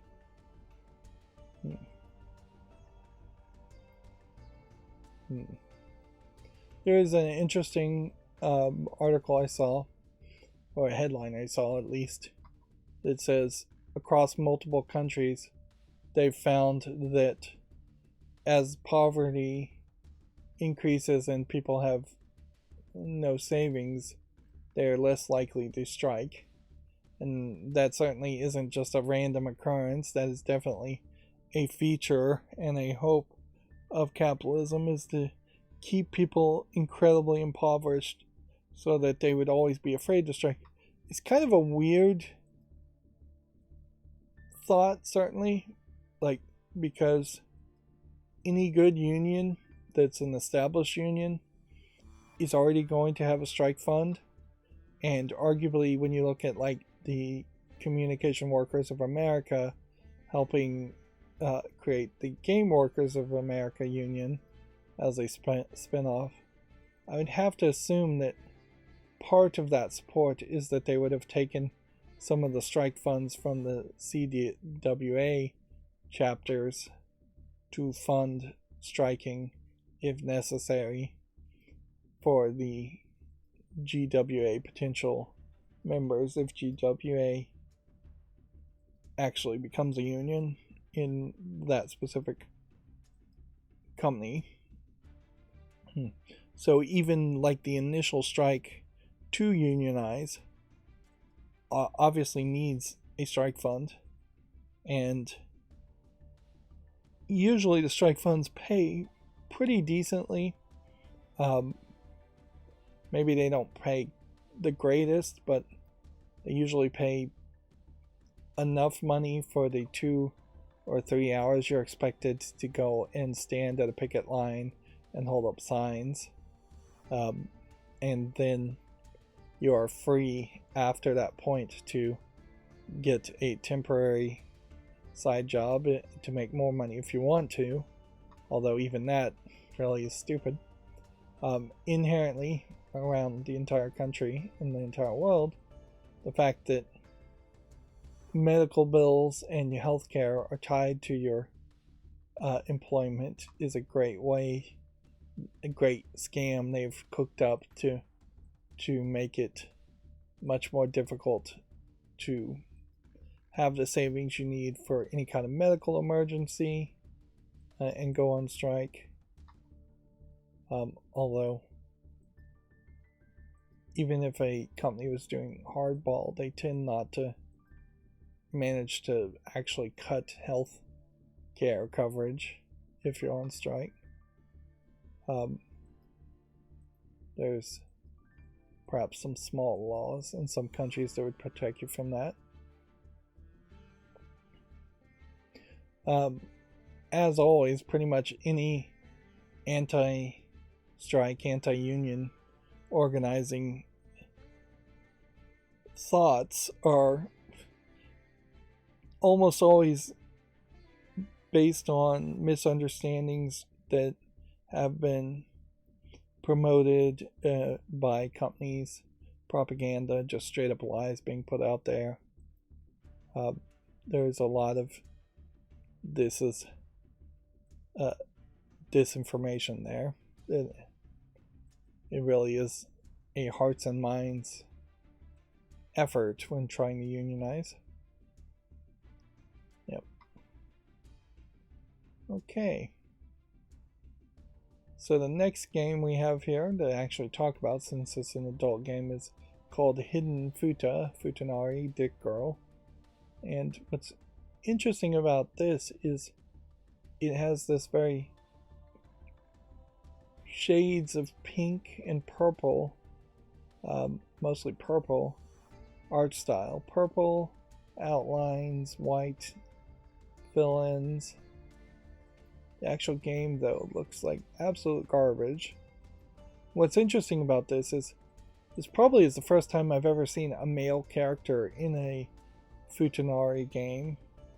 It's a hidden object game, too, which is weird for 89 cents. English only. And even at that, I would say the Dick Girl aspect, it feels like somebody very crudely just added the dick to the girls, and that there easily was an alternate version of this game where they were just naked girls. A hidden object game that revealed good adult pictures isn't a terrible thought. Unfortunately, with this too artsy fartsy color palette, you're really not getting good images. They are pixely, there's no shadowing, shading. It does not look good. And it is probably a great example of how porn, and porn games in this case, are much more utilitarian and pretty much not art at all. And you can't really make it art if you're going to try to make it porn. There is definitely a point where you could have some artistic nudity in a game, but it really couldn't be the focus of the game. Not and have a good gameplay experience. This next game is called Simp, and I guess I can show it. It's a incredibly low effort asset flip. Just the barest bones flat field asset flip 3D models in a T-pose in this case. You have just the back of a bikini laden lady. No heads-up interface, no display. Seems to have no interaction whatsoever. Low effort thumbnail. Just absolute garbage for $4.99. So it really makes me wonder if there is any curation whatsoever on Steam that they would have allowed this. They're calling it a survival horror game. You can see It doesn't even walk correctly. The walk animation is terrible. In the shadow, you can't see her. Seems to be just like random hair coloring changing. Absolute garbage. Really. And I don't think there's anybody legitimate that would make an argument that that is to a level of quality that it deserves to be on Steam. There should be some curation, even if it is just that bare minimum. Here we have a Millie and Molly game that isn't really my style, but I could see making a YouTube short on it because it at least visually looks different. Here we have a visual novel called Locked. Let's see. Which I guess they're saying an AI algorithm made this game. Is that going to be the new push and the new lie? Is that they're going to straight up just have AI algorithms writing visual novel, kinetic visual novels? Like the name Locked, I guess, is implied by this lock on her hair in part. But visually this doesn't look good. Yeah, almost certainly we are going to start to see AI algorithm visual novels on top of AI art images. Is this an adult game? My gym mommy treats me like a kid.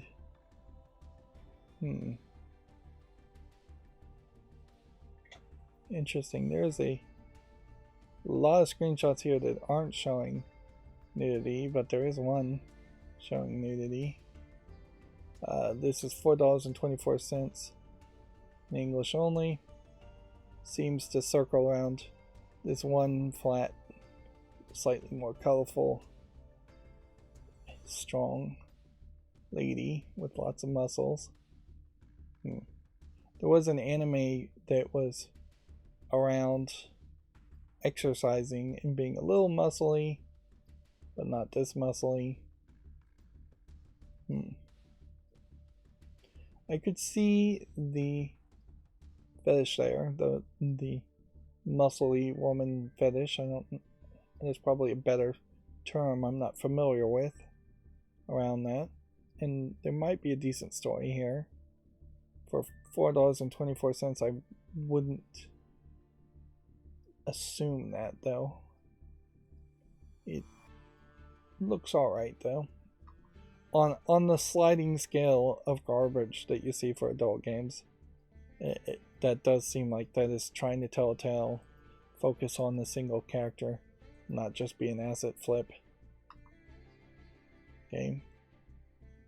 See, and this is weird. Why is Boyfriend Dungeon being listed as coming out now? It isn't. There literally have not been any new stories from GameDeveloper.com. And so this is fall list cleanup that we've moved directly into. Which that's weird. And it's pretty easy to do fall list cleanup as long as it has 30 reviews and is rated very positively. The only real thought would just be certain that it is a game I actually want to play. Whereas like Boomerang X here is somewhat on the edge of something that I don't know if I really would want to play. What's interesting here too is that this played automatically, whereas every other game I've looked at recently has not auto-played. I wonder if there was a change in hosting of videos.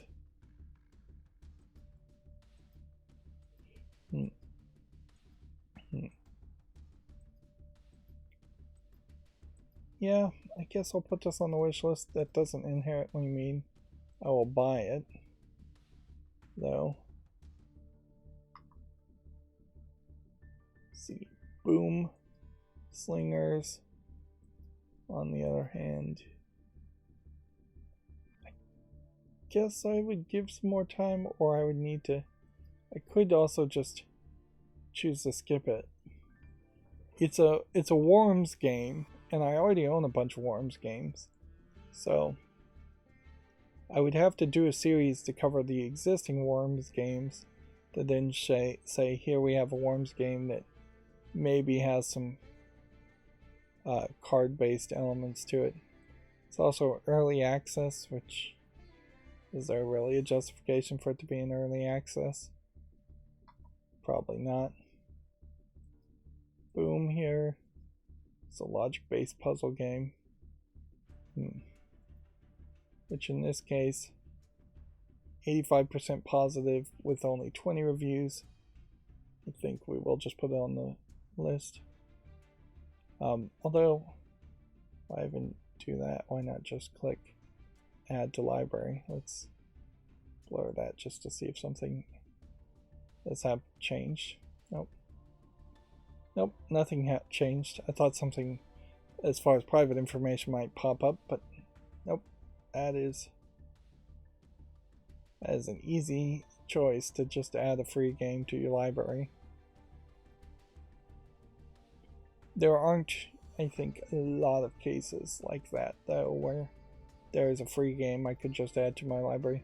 For the most part, it probably would be 2 or 3 on the wish list, and maybe 2 on the fall list. Book of Travels.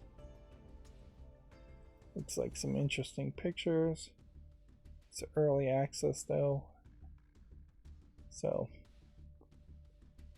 arguably, maybe I should say get rid of it, but it is so positive, I'll give it more time. Some of these games, though, are definitely going to fall under that category where I'm just not going to ever get anywhere with them because nobody's going to play them and they're going to be in early access forever. I think this game probably should be abandoned. It's basically been out for a year and has only 2 user reviews. So we'll get rid of that. Boo Party is an adult game. Right. Let's see. What's funny is this looks like a real game. And that's so strange. Let me see if all these screenshots are YouTube family friendly. Yep. If anything, this is probably what I'm looking for as far as adult games. It looks like it's a real game with a real exploration, and there just happens to be a tendency to show some cleavage or some nudity in the characters, but not an overemphasis of that to the point where it gets ridiculous. I guess I am looking more for something that is slightly more explicit than Leisure Suit Larry, considering how the Leisure Suit Larry games were fairly old. Let's see.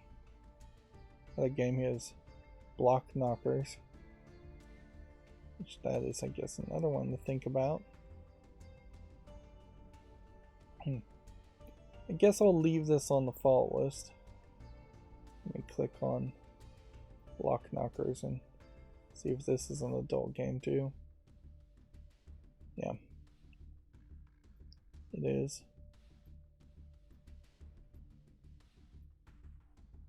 But again, I'd say this is one of those, we want to show some explicit content, but we don't want to make it the only focus or the only content in the game. So they've made a block sliding game, which is maybe a little bit different than a block pushing game. And I'm just going to put that on the wish list because it is 94% positive. Okay. Bonsai Boom. from July. It looks like it is another Worms game clone. And I'll just get rid of that one since 76% positive since July, but only 13 reviews. Shows it's just not relevant. Bonfire Peaks. Looks good. It's rated very positively. A voxel art puzzle island. Interesting thought. There maybe are a couple of games I'd want to play before this one. Particularly at a price of $19.99 now, or as low as $12.99 earlier. Alright, well,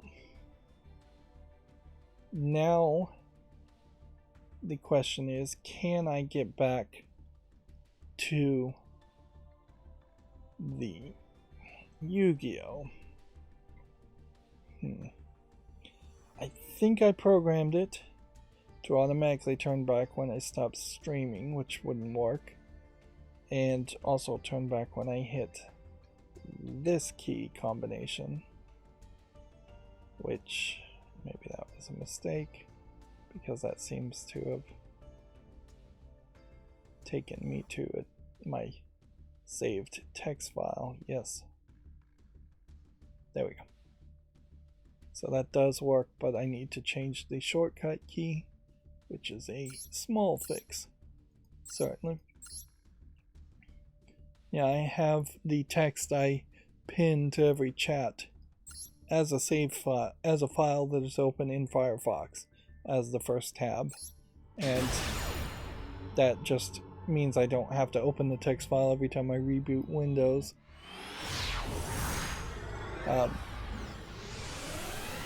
So we've been going about 2 hours, and yeah, it's been a shorter stream, and that's fine. As far as the accountability section, I did say I was playing Dicey Dungeon. I need to play more Dicey Dungeon. I do think I have gotten my smart bulbs to work, to turn on and turn off. Potentially I could tighten up the timings, and I really made a mess of a lot of the code because I had a lot of extra features and things, manipulating things and making it act weird, which caused extra problems. And it really will just be a matter of time now to make sure it works 100% of the time. That when you flip the switches on, all the lights come on, and when you flip the switch off, after 3 minutes at the moment, I'd like to turn that timer down to 2 minutes. All the lights will turn off. But yeah. At the end of the day, that's all I'm really doing with it. So even though there's a lot of room for other programming and other fanciness, it's best to keep everything simple, I would guess.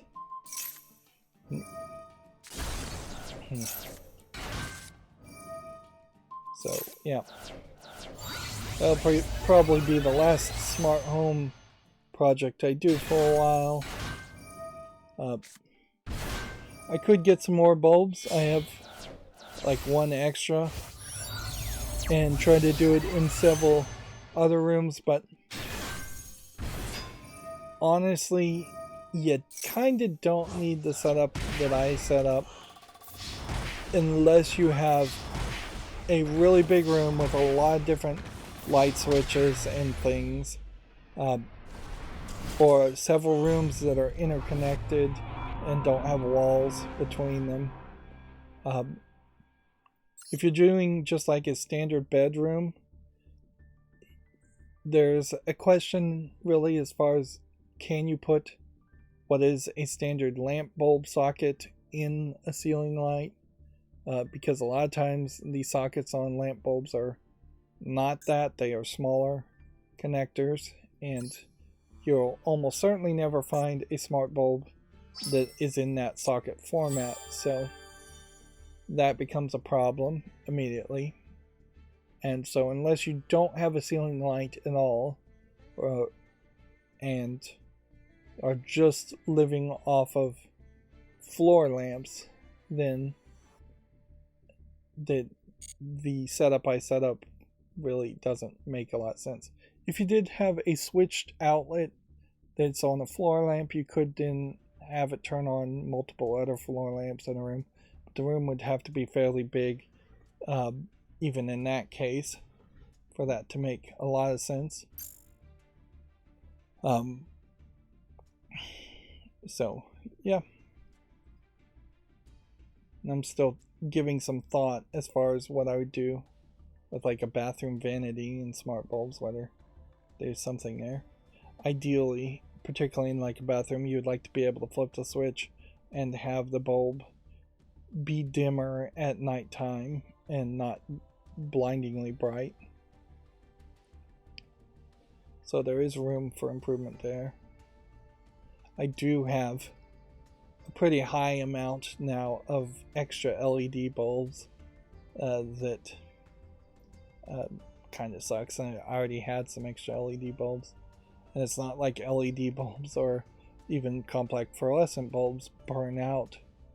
So I've prematurely replaced bulbs for better color temperatures, better brightness, and just having the extra features. And I definitely would make an argument that if you are going to do smart bulbs, get a Zigbee system, get a Zigbee bridge. Almost certainly they will respond faster, and it will make a lot more sense that way. Potentially think Home Assistant from day one instead of Tuya.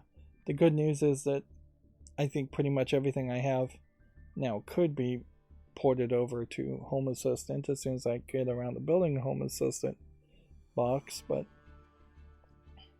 that will be a project for another day. If anything, I really need to work on my servers and see if I can actually get them working and running. Over this past 2 hours, though, I've only had like 38 new tweets, and I need to scroll down them right now.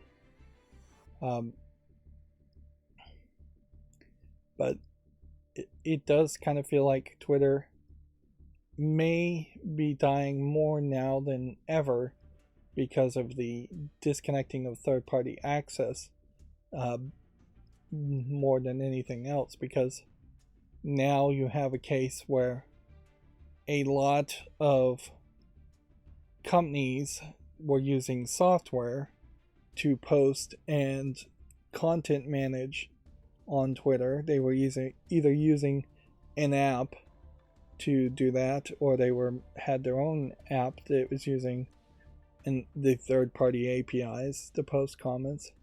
And if they've cut off a lot of those apps, then a bunch of those companies may very much say, let's not continue to do business with Twitter. So, yeah.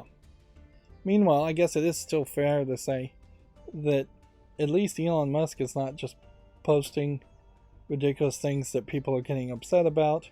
In fact, they've moved on to somebody else to make fun of and rant about recently.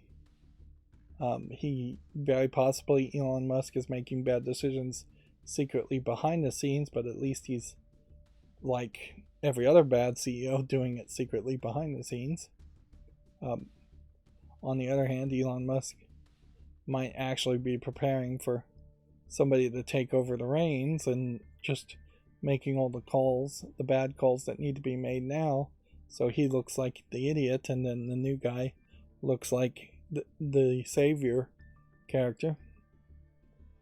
I wouldn't be super surprised if, in reality, and this is just a tinfoil hat conspiracy thought, I wouldn't be surprised if Twitter from day one begged and hired Elon Musk to pretend like he bought the company, even though he really didn't buy the company himself, as much as he bought the company with the assistance of other investors like Saudi Arabia.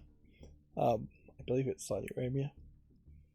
And so, with that tinfoil hat theory again, I wouldn't be surprised if they were conspiring together to put him in charge to make all of the terrible calls that were necessary to turn Twitter around. Because at the end of the day, you have to admit, Twitter was failing miserably, never made a profit at all, was not adding new features at all. Pre-Elon Musk, never made any profit, not really adding any features, not going in any direction, not growing its user base, not monetizing in any way. All the things that would have made a successful business were just not happening on Twitter, which is maybe why everybody liked it, because it was doing the things that makes consumers and end users happy by not doing the things that make the money. So if I was the Jack Dorsey, I think was previously the guy in charge of Twitter. I don't think he was at the time that Elon bought it. But if I was the person in charge of Twitter before Elon Musk, having Elon Musk come in here and just be the bad guy and firing a bunch of bad employees and really scaling it down and shutting down third-party APIs because ads weren't running through the third-party APIs, so you had no way of making any money through that, and just forcing everybody to always go to the For You tabs so you can show more advertisements and be more of an algorithm-based product instead of a timeline-based product. Like, those are all things we've seen other companies do that has led to other companies making money. So, yeah. Tinfoil hat theory, maybe this is all going according to plan.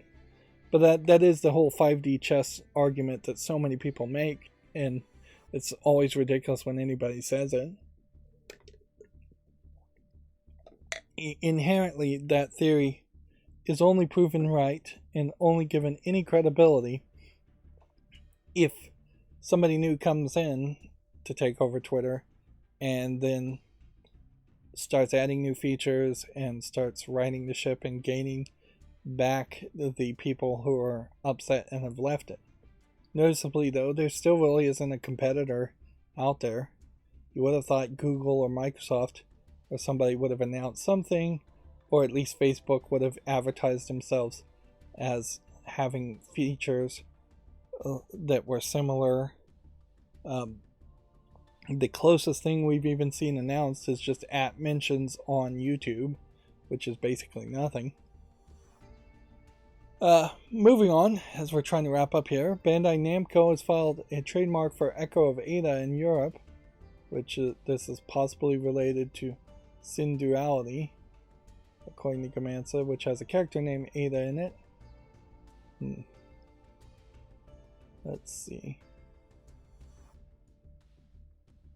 Microsoft apparently is looking to Sony for help in its defense against the FTC lawsuit. I bet they don't get any help there. This is a GameDeveloper.com article, so this is like the first one we've seen over the weekend. Let's see. There's several things that were like released or came out today, which is probably just to say that this would be the first day of the year every year in which something would come out. Here they have a screenshot for The Last of Us as for our third episode. Those are fairly red shotgun shells, particularly considering how this, I assume, is in a post-apocalypse. You'd think they'd be dirtier and darker.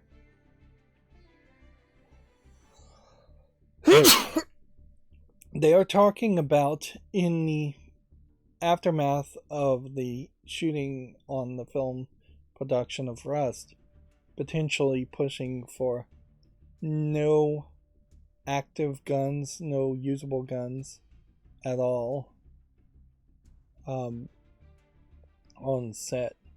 So that would be very interesting because that would mean best case scenario you have like green screen tips on guns, or you just are always shooting around guns so you never see a muzzle flash or a flare up, because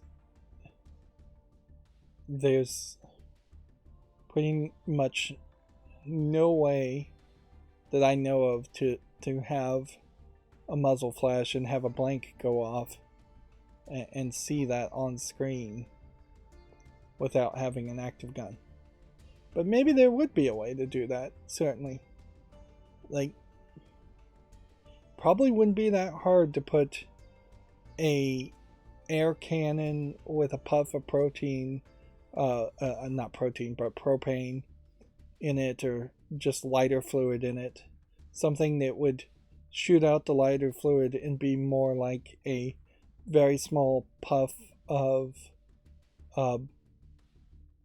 flame. Now, effectively, are you making it that much safer if you all of a sudden you're handing flamethrowers, mini flamethrowers, to actors instead of guns?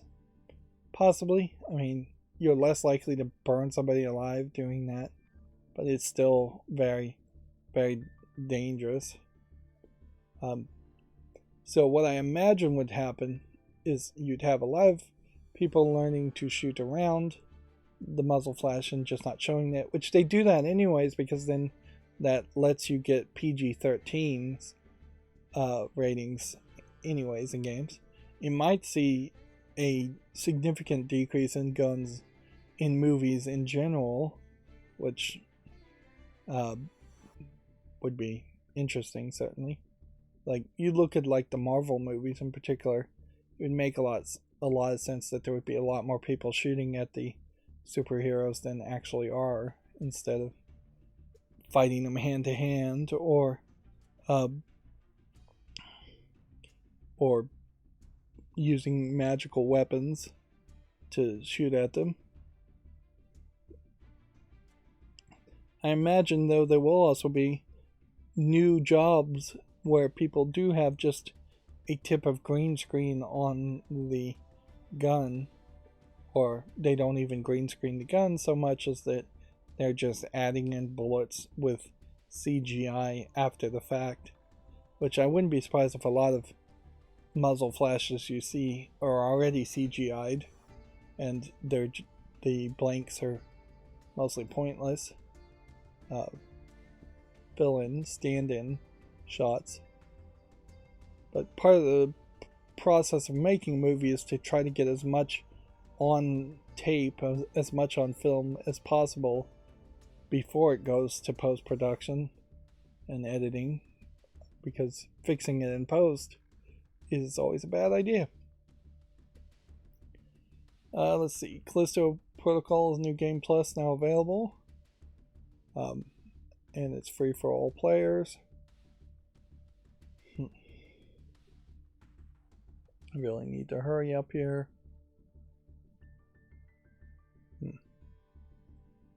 A lot of these streams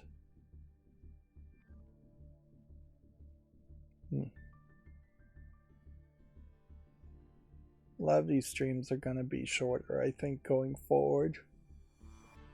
GameDeveloper.com says production on the Nintendo Switch is expected to start back up again. Interesting. And that article was an hour ago, so I don't know why I wouldn't have seen that article. Maybe because it's just a repeat article, though. I don't know what they mean specifically, though, with as far as start back up again. I'm not sure. I don't think there ever was a point where they said they had stopped production, that there had been some part shortages, sure, but I don't think anybody officially committed to stopping production.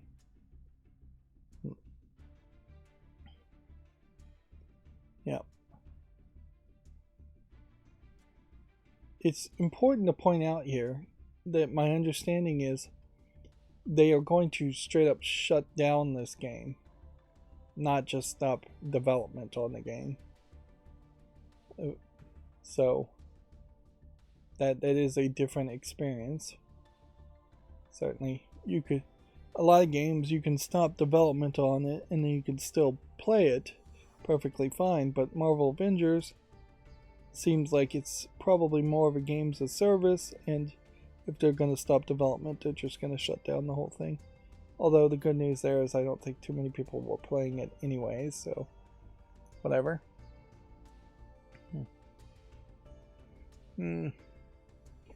And with that, I think that is all the news there is to talk about, so that's going to be it for this stream. As always, I ask you to like, share, subscribe, comment, watch every second. That all helps me with YouTube. If you want a friend or follow me, there's a bunch of social media links down below in the description.